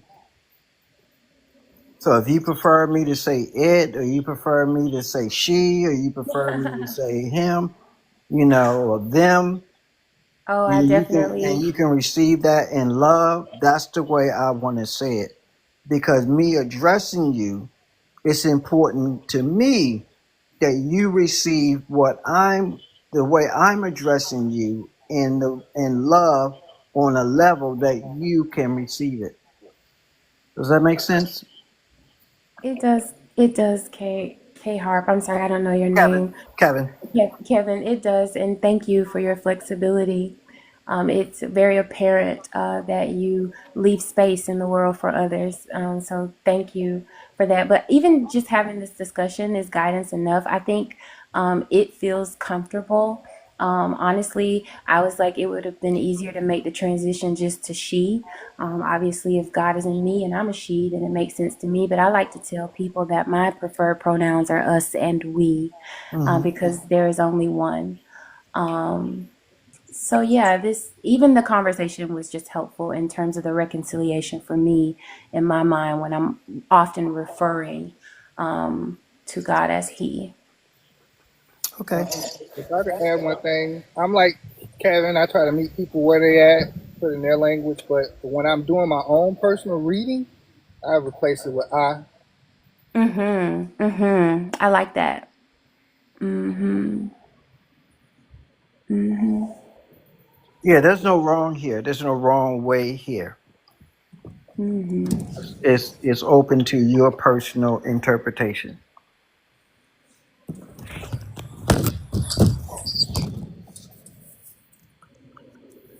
Absolutely. All is all. Yep. See, it's really what you it's not what you say, it's what you mean by what you say, right? Do you know what you mean when you say it? Yeah, and Because that that's that all was that the matters, conflict. right? That was the conflict, Toy. Like, of course, I know, like, I know it, but then, you talking to your friend, girl, God is good. He's done this, and like it just flows because that's what we're so used to saying, and so I know it inside, right? That He is. Oh, okay. I get what you're saying. So when I'm talking to someone else about something that happened in my life, I'm not giving credit to something outside of me. I would never say God did this. Oh, I did it. It's gonna be first person present tense Mhm. all the But time. The only and time I may refer to God as a He is when I'm quoting scripture. But when I'm mhm. referring to God to the I am in me, and I'm talking about success story, oh, I'm not giving credit to nothing outside of me. Agreed. Agreed. In the nature of meeting people where they're at, that was just an example of having that conversation of reminding folks that they're not alone. But you're absolutely right. The example was me encouraging someone that might see God in that way. But like I Okay, that's what you said, mean. Okay, hmm coming from their perspective about what God is doing in their life. Okay, yes, yes, yes. okay, okay, got you. In an encouraging way, but what I said earlier, like I said, the conversation in itself is actually revealing to me, because like I said, in my mind, in casual conversation, I'll often say but knowing inside that that's not the signature, right? And just being able to talk out loud about this with forward thinking people is helpful in itself. So yeah, thank you. No, you're welcome. You're welcome. But yeah, when we have a tendency to talk to someone that is still have that religious mindset, or not even saying that they belong to any church, but just have the mindset that that they believe in God and they've been praying and things are happening for them. Yes, we say, well, yeah, well, God did it. I probably would just say God. I probably wouldn't even necessarily use the pronoun. It would probably just be always, yeah, well, well, God, and you probably would say he, because a lot of times we have a tendency to say God, and then as the conversation continues, we're going to refer back to he, right? Because you're not going to probably keep saying God, God, God. You're Hmm. going to I, shorten it to say hmm he. hmm If I can leave one last thing, and this is me sharing my journey, right? What helped me as a translator was, Bobby Hemmett in the past when I came across his information. But I can remember him saying, "I'm a Christian amongst Christians. I'm a Jew amongst Jews. I'm a Muslim amongst Muslims." So what I took that for me is that I know who I am, and I know who God is, and I know we're one and the same. But if someone comes to me and they say he, someone comes says she, someone says Jesus, someone says Allah, Buddha, I let them have it. You know, how do you see yourself? How do you love yourself? And that's always a thing that I walk away with. Am I, like Kevin said, am I, having this conversation in love? And then how can we move forward from that? Because at the end of the day, I'm a manifesto of what's currently going on in my life. hmm hmm Agree 100%. I always say that I don't really care how people get to it as long as they get there. Like Right. take whatever path you may, give it whatever name you want to, but as long as you get there. That right there. And that helped me to release a lot, because when I deconstructed it, I had a lot of judgment. I was mad, like, how could you believe these lies all this time? But I came to a place of peace about it when I realized, like, listen, like, it doesn't matter as long as they get to a place of peace, a place of love, a place of knowing how real that energy is. If it raises their frequency, I'm here for it. Call it what you want to. Beat a drum, sing a song, do a dance, do what you need to. I mean, I went to the beach recently and I understood how people worship the sun, because I watched that sun come up every morning and it gave an absolute light show. I wish it, and pictures did it no justice. So, in that moment, seeing the glory of that part of our creation, I understood in that moment how people worship the sun. And so, listen, if you get there, just get there. Call it what you want to. So I completely agree with you. Yep. Everyone in their own time and their own way. Yeah, as a God, you know, I take accountability for everything, you know, and when I say that is all the goodness that I experience in this life, this particular lifetime, all the bad, so-called bad and deceptions. I The way I look at it as, you know, this is not my first time having a physical experience in a physical body. And perhaps the reason why I in this lifetime I experienced, you know, both some goodness, some badness, you know, is because through previous lifetimes I probably was the one that was deceiving. I was probably the one that gave out some bad energy as well as good energy. So, you know, just having that awareness is it motivates me to just be mindful of everyone and just try to put out nothing but goodness because that's all I want to experience. Yep. And love keeps no records of wrong. The only one that's remembering a wrong is you. Love has no memory of any wrongdoing. Toya, I like to say that love is my religion. Yes. That's what it is. That's what binds you, right? Yes. Isn't that what religion means? To bind. Yes. It's what I'm made of. Yeah, whatever you bind on earth shall be bound in heaven. So we let go of fear. That's what we loose. We loose that. But you also want to loose love everywhere too, because love is freeing. Love not only frees you, but it frees everything around you.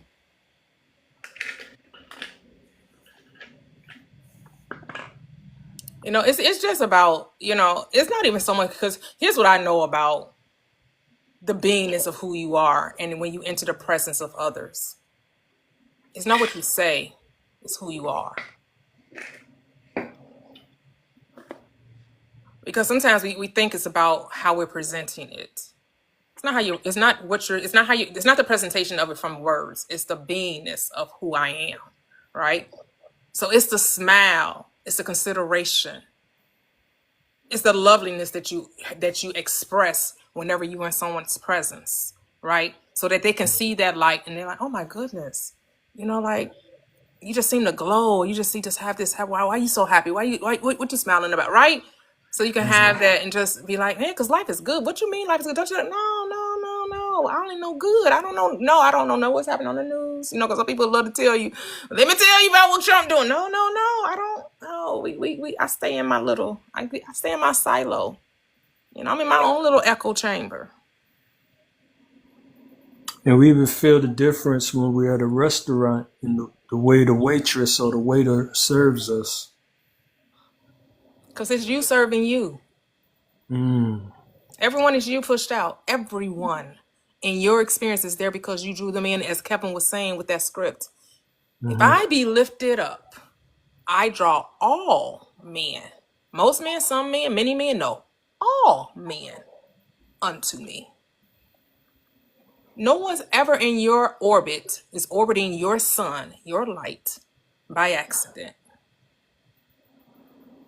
You are the flame and they are the moths. Like a moth to a flame, burned by desire. That's the way love goes. My love is blind. Can't you see my desire? That's right. Hey, that's the way love goes. I love the songs that you come up with. That's the way love goes. You got the jukebox on the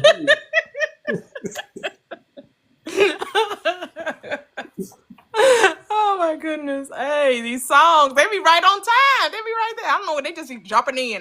You come and I just They're perfect. They are absolutely perfect for every situation.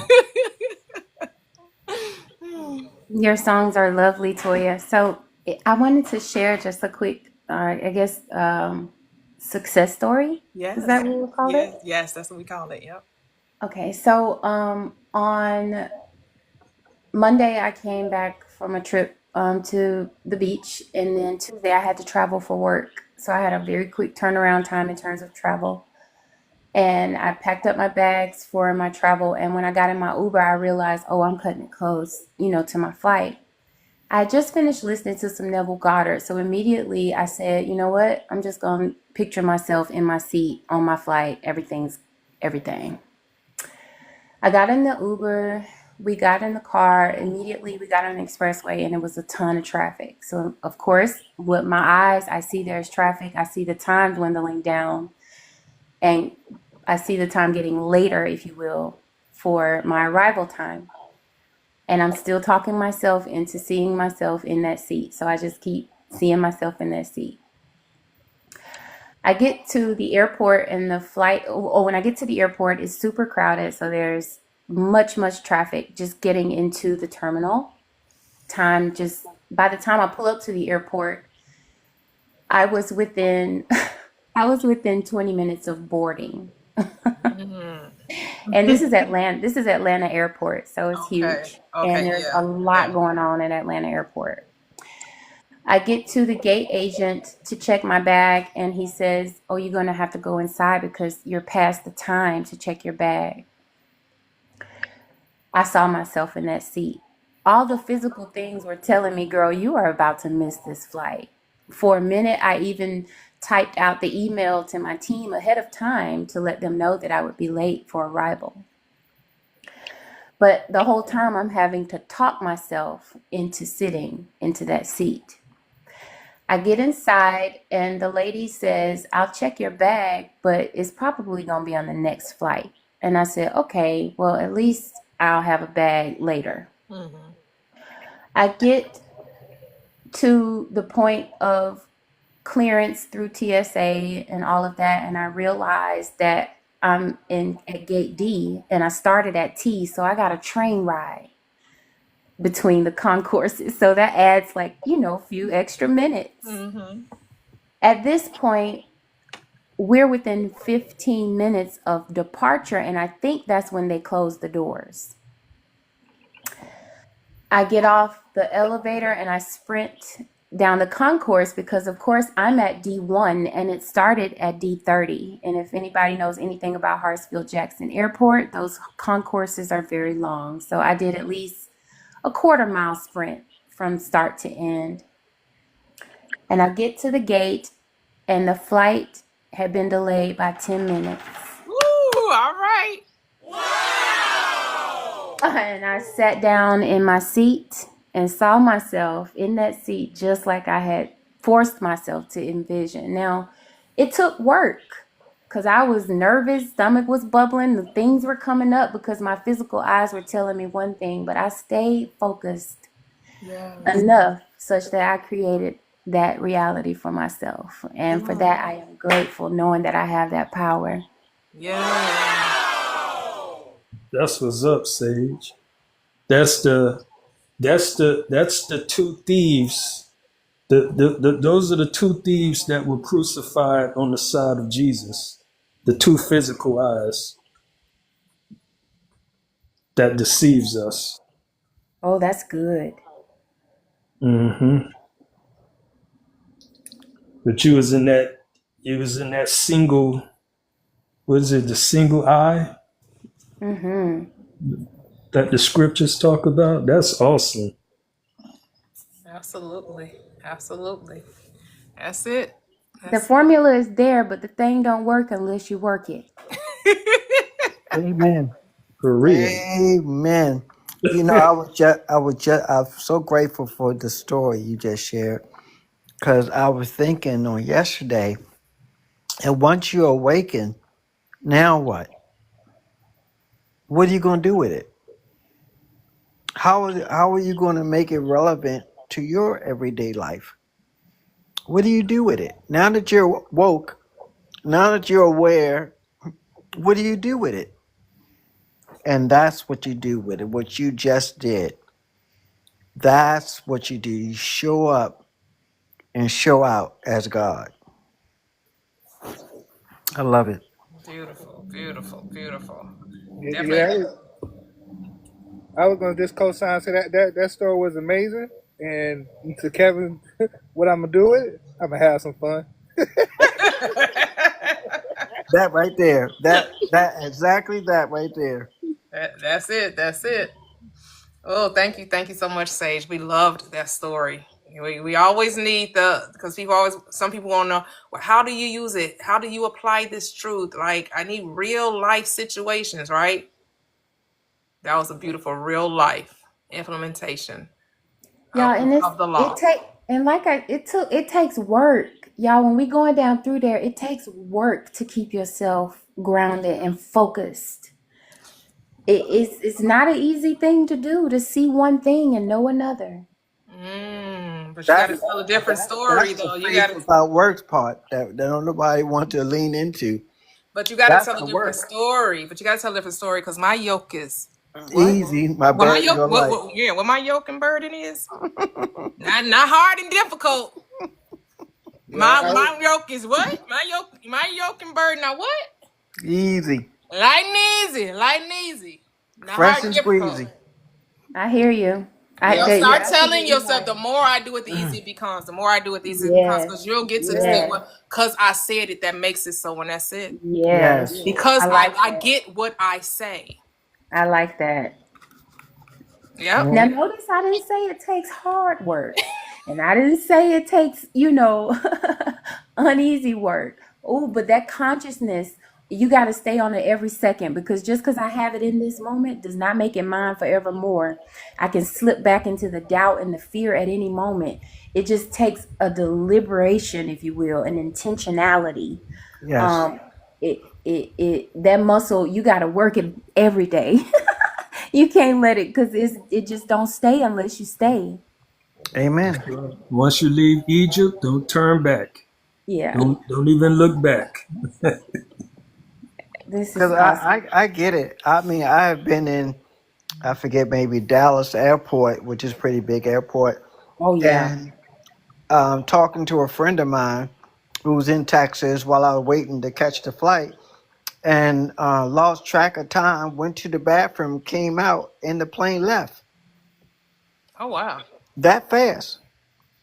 Now, I could have panicked and said, oh my gosh, I'm stuck here, whatever. I don't know how I'm going to get, whatever. I went to the attendant at the gate, told her, I said, I just missed my flight. I just went to the restroom, and in that amount of time, it took off, everybody gone. And she said, okay. She said, hold on. She put me on the next flight, leaving out, and that was the end of it. That part. Yes, yes, yes. That's it. Oh, we have another guest on the panel. Hello, AB. How are you? I'm doing well. How about yourself? I'm doing great. Thank you. I'm just winding down before I go to work and Okay. listening to the discussion. It's very interesting. Okay. You say very interesting. What do you mean by that? Well, like just hearing. Of course, I don't like. Excuse me, I have a hard time with my words sometimes. That's okay. Okay. So you don't know that there are certain people that have practices like this until like you get into the spaces. So just hearing y'all talking, what y'all talking about is interesting. Okay. Okay. So have you had experiences such as these? Oh yeah. Oh Okay. yeah. Yeah. Okay. Cool. The whole manifestation part, what Sage was talking about being focused on the being focused on the point to where you want to be and having a hunger for it without being distracted Yeah. and just floating on that positive transcendent and just being like just being in a flow state basically. Right, right. So most people, like what Sage gave us, most people was like ignoring the 3D, right? Not giving evidence, not letting the five senses be the final say, right? The five, knowing that the five senses are not the power, they're the effect. That the word that I speak, that's the power. I decided I'm there, so therefore I am, right? And not what the five senses or what's going on around you dictate the experience or what you've commanded it to be. Right. And so I get it what she's saying. That's the work. Like that's the work. Focus. Focus. I could not let the five senses dictate the outcome. Because the five senses kept telling the girl, you know you late, girl. Now why you wait that? You probably was giving yourself all kind of excuses. Man, if I had left earlier, I wouldn't have had this problem. If I would have just left a little sooner, we wouldn't have Yep. experiencing this traffic. Because I know Atlanta traffic is a mess. Yep. I know that it can be, right? You start giving yourself all these Yep. reasons why what you have just said shouldn't even happen because you don't even deserve it, right? Exactly. And that's what we have to get out of that mindset that we're earning a blessing.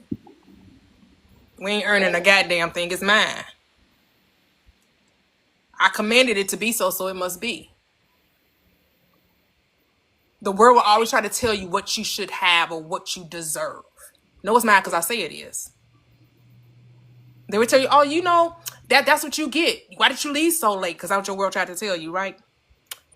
That's what you get. You didn't deserve to be on that plane. You deserve to be late. Your butt should have left earlier. This has nothing to do with deserve. This has nothing to do with worthiness. This is my story. Ooh, shit. What the fuck? What? It's a goddamn spider crawling. That's funny. Goddamn spider crawling across my stomach, webbing and shit. Oh, wow. I'm sorry. Excuse my language. That's okay. That's okay. I probably wasn't saying the same damn thing. What the fuck? I'm sure we all would have hit that in reaction.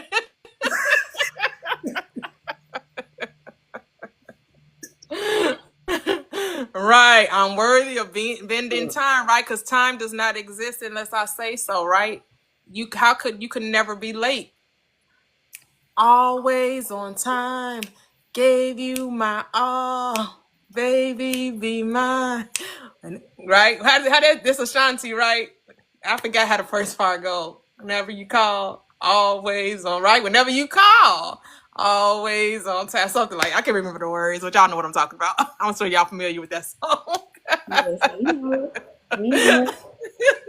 Yes, we know that song. Always on time. But go ahead, AB. What you want? Oh, you okay over there? Yeah, I'm all right. Okay. I had to spray him down. He was good. Okay. Yeah, Yep. I stay in Georgia. I stay like 30 minutes. Actually, I stay 20 minutes, 25 minutes away from the airport. So I know these people out here be driving like they ain't never had a license in their life. So yeah, that definitely can be a distraction.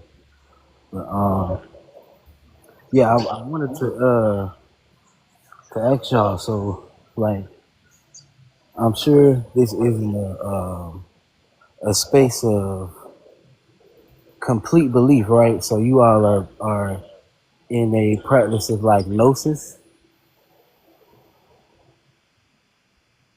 What you mean it's not a complete belief? Like, you know, like belief as far as like dogmatic. Oh, dogmatic? Oh, yeah. This isn't like philosophy or theory. This is truly the law. We have proof. Like we tried it and we found that that's what works every time. Yes, we got receipts. It's also science backed. Right. Yes, it's a Physics, science. Thank you. metaphysics. Yes. Okay, yeah, dude, I'm in the right space. Oh, okay. I do like getting it's overstimulating on TikTok with this, because you know I was looking for when I just got on, was looking for like lives, I might hear somebody speaking prophecy or just speaking from the word or just declaring stuff, and I came across your live and I was like, huh, manifestation, okay. So yeah, I joined and I was like, okay, yeah, this is it. Yeah, it's real. Here's the thing. I know we use the term manifesting, right? Manifestation. And you'll hear people say, well, why aren't I manifesting? I didn't get my manifestation. No. Manifestation only means to make the invisible visible. That's all it means. It's not something a trying. It's not a tool. It's not like you could pick it up and put it down. You're always experiencing your thoughts at every given moment, all the time. You're always manifesting. You may not like what you're manifesting, but it's always happening. What you are believing, whatever you are assuming, whatever you are trusting, whatever you're giving your energy to, your focus, your attention, that is what is made visible in your reality. Say it, sister.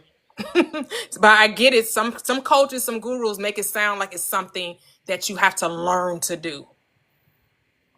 Toyia, I completely agree. I often tell people all the time, you're manifesting whether or not you realize it or not. You manifested all of it. All you got to do is be, and you're manifesting. So Look around. Look around. You're doing it. Yep, look around. Your immediate environment right now is a result of what you believed yesterday. That's right.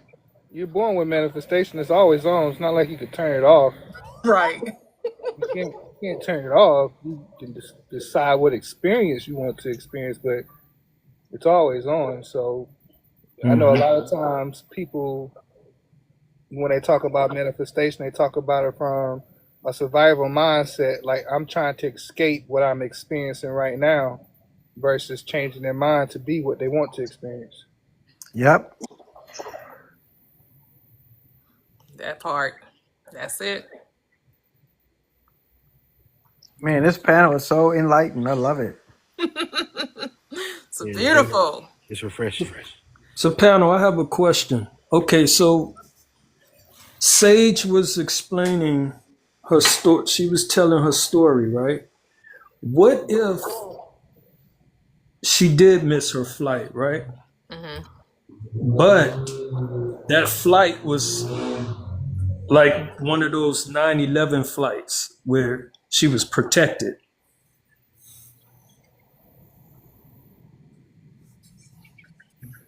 I like the question. And one of the things I kept repeating to myself is all is well.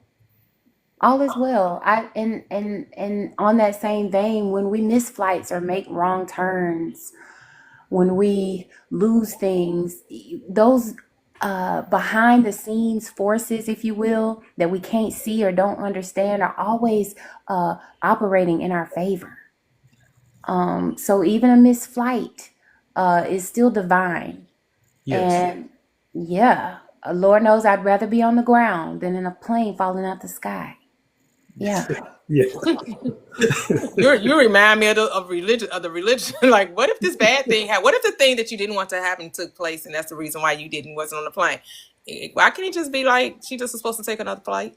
That's it. Like, Or why meet did it have some, to be or that the meet flight some had wonderful. to crash and burn, and that's why Right. she didn't get it? Like, what? Why the plane had to crash and burn, and she was being protected from this? Like, what? No, why couldn't it just be? Maybe she missed that flight because it was somebody else she's supposed to meet on a different flight. Yes, And yes. they weren't, and they needed her to miss that in order because she had enough divine assignment with them.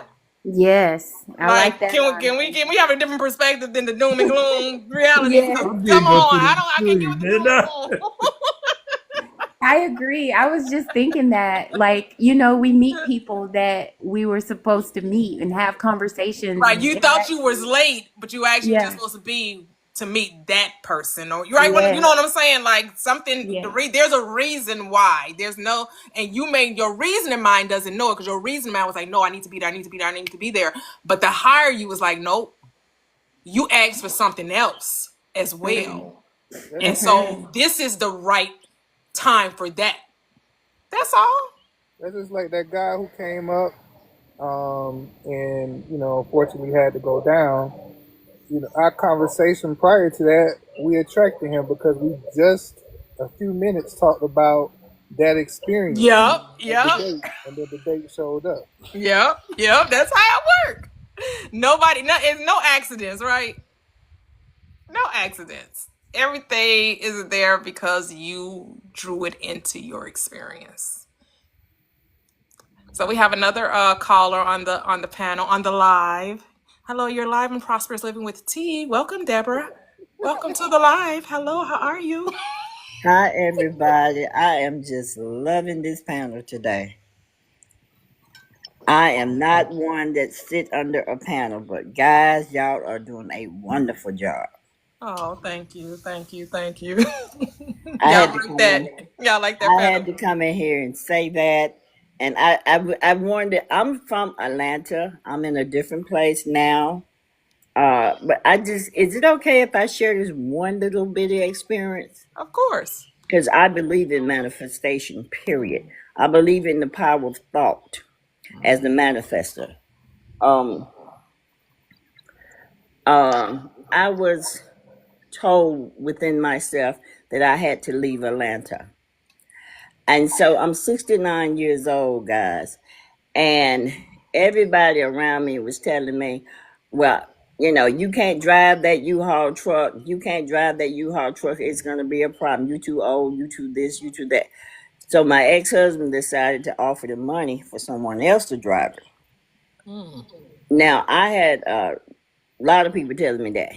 But my mind told me, you're going to drive the U-Haul. And where I had to come was 3 hours out. And I had to get the car put on the U-Haul, my car put on the U-Haul. And the guy that put the car on the U-Haul didn't put it on there right. And I want you to know, normally I would get on the expressway to get to the location I'm at. Mm-hmm. But I chose to go the streetway, and I was driving 35 to 45 miles. And when we got to the U-Haul place, the U-Haul guy told us that if I had got on the expressway, the car, the U-Haul, would have did a lot of damage because the car was going to come off that truck Oh, wow. because the guy didn't put it on there right. Two things happened for me. One was I didn't listen to what everybody else was saying, and they were all loved ones. I listened to my inner self. Yes. The other thing that I did, I kept saying that we're going to get there safely. And we did get there safely. The thing that couldn't happen didn't happen. Yep. And I'm just, I believe in the Yes. power of thought. Yes. The place that I'm in right now is 3 hours out, and it is strictly Masonic, straight Masonic, with a lot of worshiping the moon. Mm-hmm. And you see, the sun and the moon is an illusion to me. Okay. It's not real. Yes. So that's where I'm at. Yes. Love that. Love that. I agree. The sun and the moon is just reflecting you, right? They say the moon is the emotions, the sun is the light, the power, the energy, which you are, right? And you're to what? You're supposed to train those emotions. Have those emotions serve you, not limit or have power over you. Exactly. Yep, because it's as within, so without, not as without, so within. Absolutely. It's as within, so without. Everything is what? We're projecting everything. Yes, very Right? much. Yep, that's why people say, there is no outer space, there's only inner space. It's inner space. Yep, that's the only thing that exists, inner space. I teach that on my channel, but I also feel that it's important to meet people where they are. So many times people think that I am a religious person. I'm not religious, but I try to meet people where they are. And I also teach metaphysics. And I am, regardless of what people say, my whole thought process is we are souls, but there are also counterfeits as well. Okay. Okay. I know. So with me, my perspective, I don't meet you where you at. I lift up the standard and how you come up to me. That's just me. That's just me. I say, I'm not coming down to you. You got to come up high. Come up high. Come up high. I'm lifting up the standard. Come up high.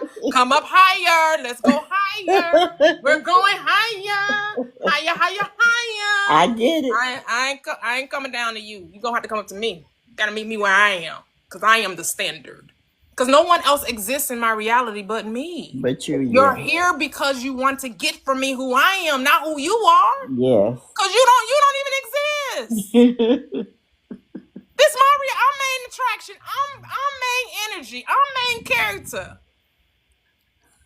That's just me. That's just my reality. I ain't saying what you're doing. You know, I ain't saying it's wrong. I'm just saying that that's what I do. I say, no. You're gonna come to me. Gonna meet me where I am. Oh, I get where you are, and I trust me. That's me privately. But I'll just tell you what I do on my channel. Right. So I love it. Did you like how I welcomed you to the chat, to the panel? I saw what you did. Yeah, everybody. I saw what you did. I gave that a different world vibe, right? Remember when Freddie and Ron was at the radio station? She was because she said it gave 90s radio. I thought about a different world. And I am that. It's a different world, hey, than where you come from. Oh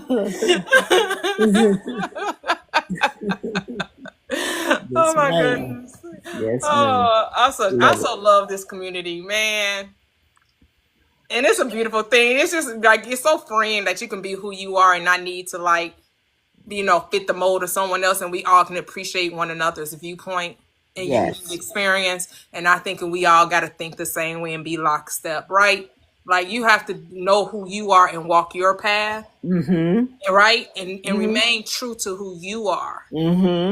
Sometimes, when people come through this awakening, I know I went through that phase of thinking that everyone else knew best, right? So it's like you coming in thinking you don't know anything, and everybody's telling you, well, this is how it works. You got to do this, you got to do that, you got to do this. And then you try their way and you realize that ain't it. That ain't even it. Like, I've been manifesting my whole life and I wasn't doing the things you're telling me to do. Right? Not to say that what they were doing was wrong, but what they were doing was what worked for them. For them, absolutely. It was for them. And people think because it works for them that it must work for everybody. Not. It's not a one size fits all. The infinite is not limited. The infinite is not boxed into a one way. Not. Absolutely. That's why we don't know the how. That's why we'll never know the how. Because the how for you is going to be different for the how for me. If I told a person that I'm here to bust down, to break down the illusion, they'll say how. I'm not going to explain that to them. I'm just not going to do it because you still wouldn't get it. Yeah. But I know what I'm here to do. You know what you're here to do. And as long as you're doing what you're supposed to do, you're good. Yep. Because some people can visualize, right? Like Sage, like, I can see myself in that seat. So I know that's my seat. I know that's where the place I'm supposed to be, right? Like, so most people are like, oh, she visualized it. Ooh, let me try that. Visualization don't work for me. That ain't my roadmap. That's not how. I tried it. Didn't don't work. I know that all I gotta do is speak the word, and somebody else will be like, well, I know every time I write something down, I don't care where I am, what I'm doing. If I can write it out, it's a done deal. Right? And then somebody else is like, well, I use both. I do all of them. I write it. I do vision boards. I visualize. I talk about it. Yep. And they're like, and that's their recipe, right? That's me. That's you. Okay, see, Uh-huh. there you go. See, that's what I'm saying. But I don't not know, because in the beginning now, I used to say, quote the little scripture. What I can do, because God is no favorite person. What I do, anybody can do it. That's what I used to say. And I had to learn, girl, no ma'am. Stop assuming that everybody can do what you do. That is for you. It's not for them. So just be quiet and observe. And that's what I started doing. Yeah, because my husband, he could see it. He's a visualizer. He could say, if I could see it in my mind, I know. I'd be like, no. I mean, not that I can't see things in my mind, because I can. Like when the guy was telling the story about the boulder, and he was saying, I think he left. He was in a upper corner, and he was saying, like you're rolling the boulder uphill, and then that's faith, and then when you operating in the resistance, the boulder will come crashing down on you. So I could actually see that when he was talking about it, right? And then I was like, oh, I ain't pushing up no boulders. Who doing that? That's too much work. I'm moving the boulder. What? That's my man went to. I'm like, that sounds like too much work. I need easy peasy, fresh and squeezy. I don't need to add. I'm not trying to gain no muscles. Not physically. I'm like, no, that sounds like too much work. I need that boulder to be out the way. I'm moving mountains, not climbing them. Not climbing. Absolutely. Because instantly my mind went to me, oh, I'm pushing a boulder up the hill? To me, that's going against the current. And the flowing, the resistance is downhill. Yes, exactly. But I appreciate the panel. Oh yes. And I appreciate you giving me an opportunity to speak my experience. Like I say, I don't generally get in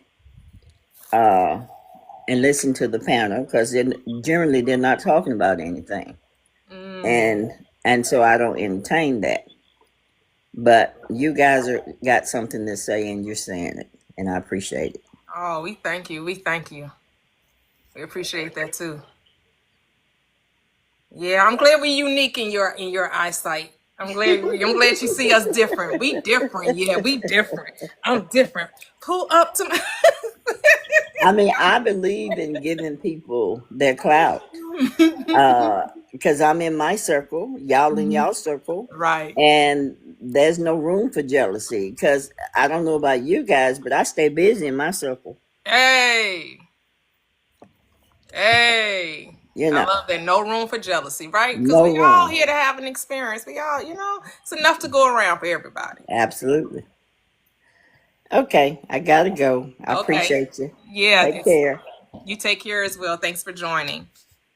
Oh, that was beautiful once again. It's been amazing, amazing live, guys. So beautiful, so beautiful. So amazing. And someone was talking about Luther Vandross's song yesterday. So amazing to be loved. I follow you to the moon and the stars above. Oh. This is beautiful, beautiful, beautiful. Well, I think I'm all talked out. You guys have any final thoughts before I close the live? I may come back on later tonight. We'll see. I'm just grateful for the experience. You guys, this conversation today aligned with my thoughts last night. That's beautiful. I'm a feeler, so I could see it, but if I could feel it, that's one thing. My spirit was on fire last night, and this is just matching the frequency of what my spirit was experiencing last night. So I thank you guys for an awesome interaction today.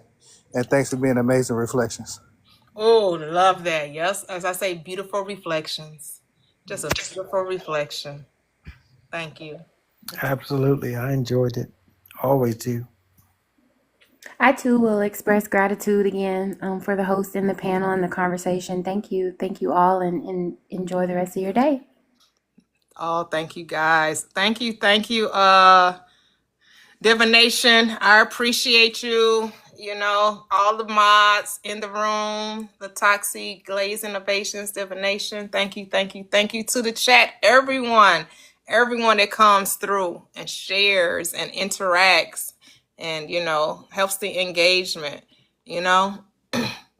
And divination, yes, more people are going to start, you know, really, you know, are going to see that life was never meant to be transactional. It was just meant to be experienced. And so that mind, that thought process, that truth, that illumination is going forth, that people will recognize that, you know, when one eat, we all eat.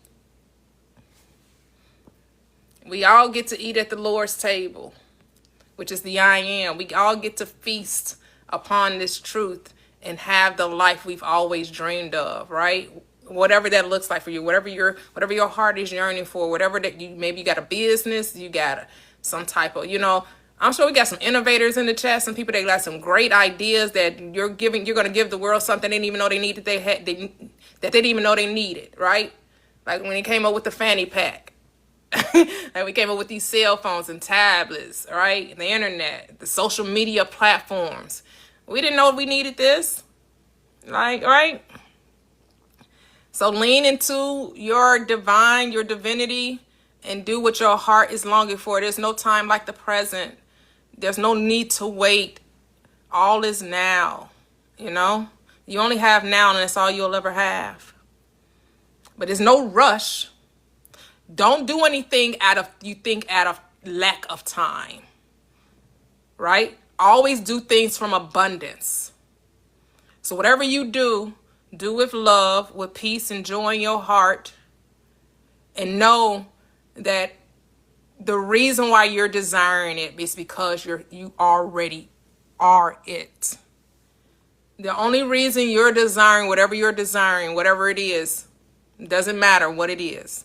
It does not matter. Whatever you desire, right? Whatever you desire. When you pray, when you commune with your own self upon thy bed and you be still, whatever drops in your spirit, whatever pulls at your heartstrings, whatever's tugging on you, whatever that is, it doesn't matter. The reason why it's there is because you are to experience it. You don't have to work for it. You don't have to make excuses about it. You don't have to come up with no whys. The why is because you're thinking about it. That's all you need to know. That's the why. Why you want that? Because I thought about it. That's all because it came into me, because it's something, you know, it hit me like a ton of bricks, or it was a light as a feather. However you want to express it. However you want to exclaim it.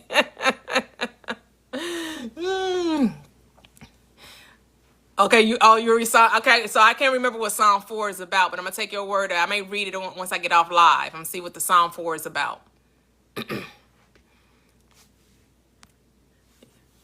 But you can have it. It's yours, right? You don't need a reason.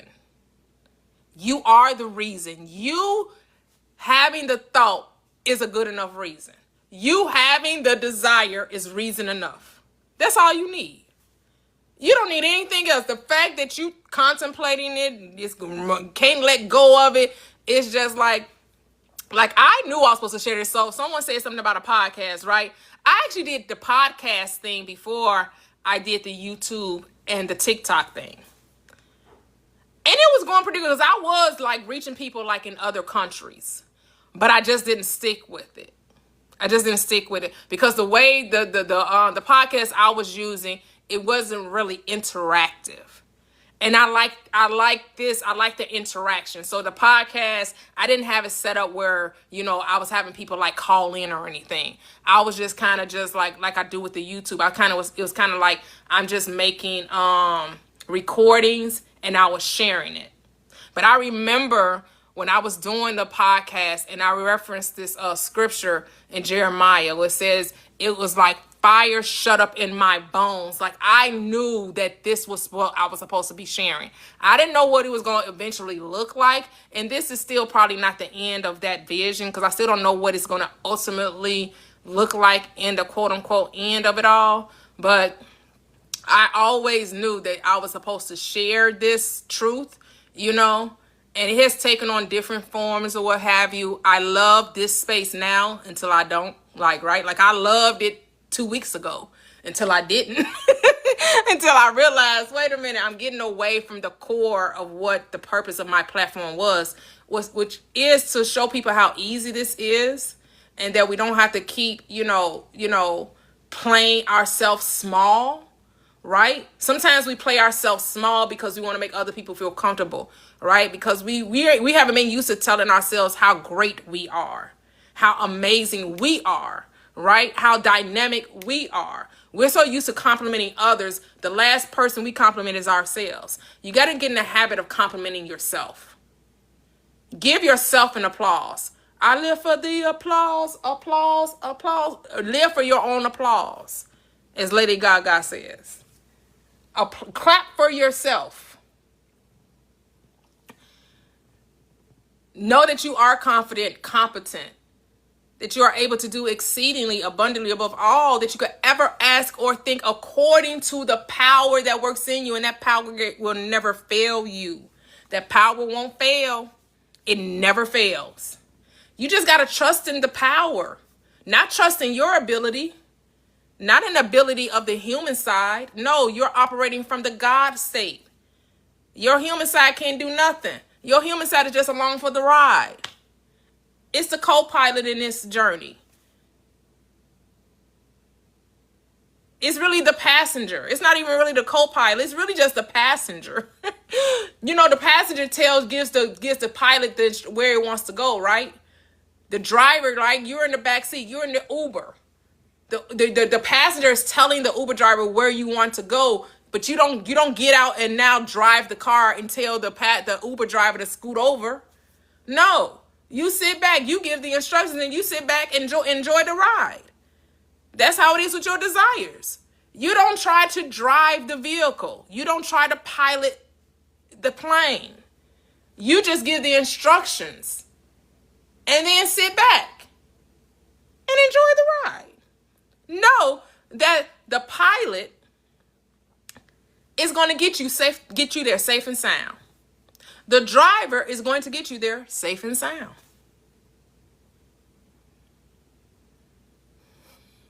Yep, they certainly do. Now, think as highly of yourself. Think as highly of yourself as you possibly can.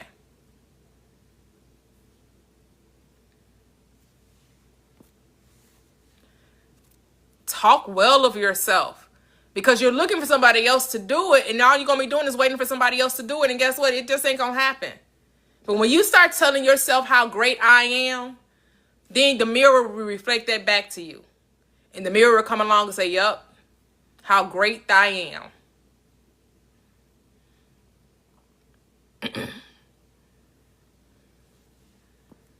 So pat your own self on the back. Say, yes, I did this. Like Snoop Dogg said, I want to thank me, and I want to thank me, and I want to thank me.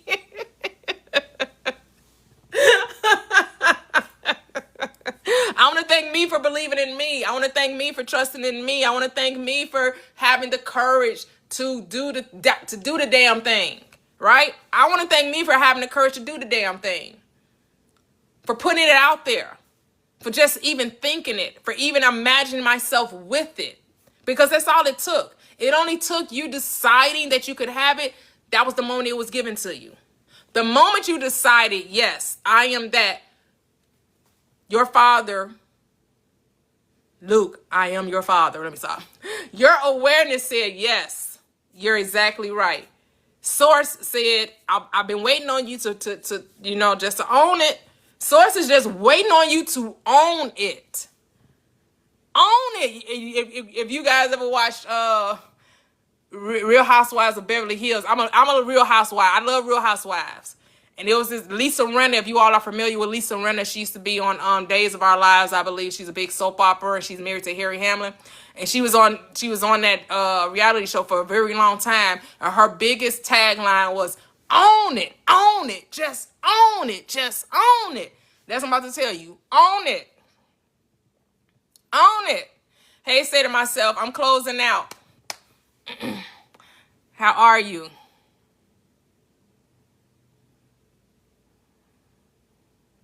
I know, right? Right, A-Town? Yep. Say, wouldn't you want your son's self-concept to be the best and godly? That part. That part. Oh, so this is my closeout summation of a great, great live. Awesome, awesome, awesome. Amazing, amazing, amazing. So remember, there is no steps. There's only deciding. I know I got 4 steps up there, right? 2, 3, and 4 is not a step. It's just a realization that you already have step 1. 2, 3, and 4 is just telling you to be the thing that you're saying you are, which is step 1. So in actuality, there is no step. It's only choosing. What are you choosing? And that's it. Decide what it is and then be it. Know that you are it.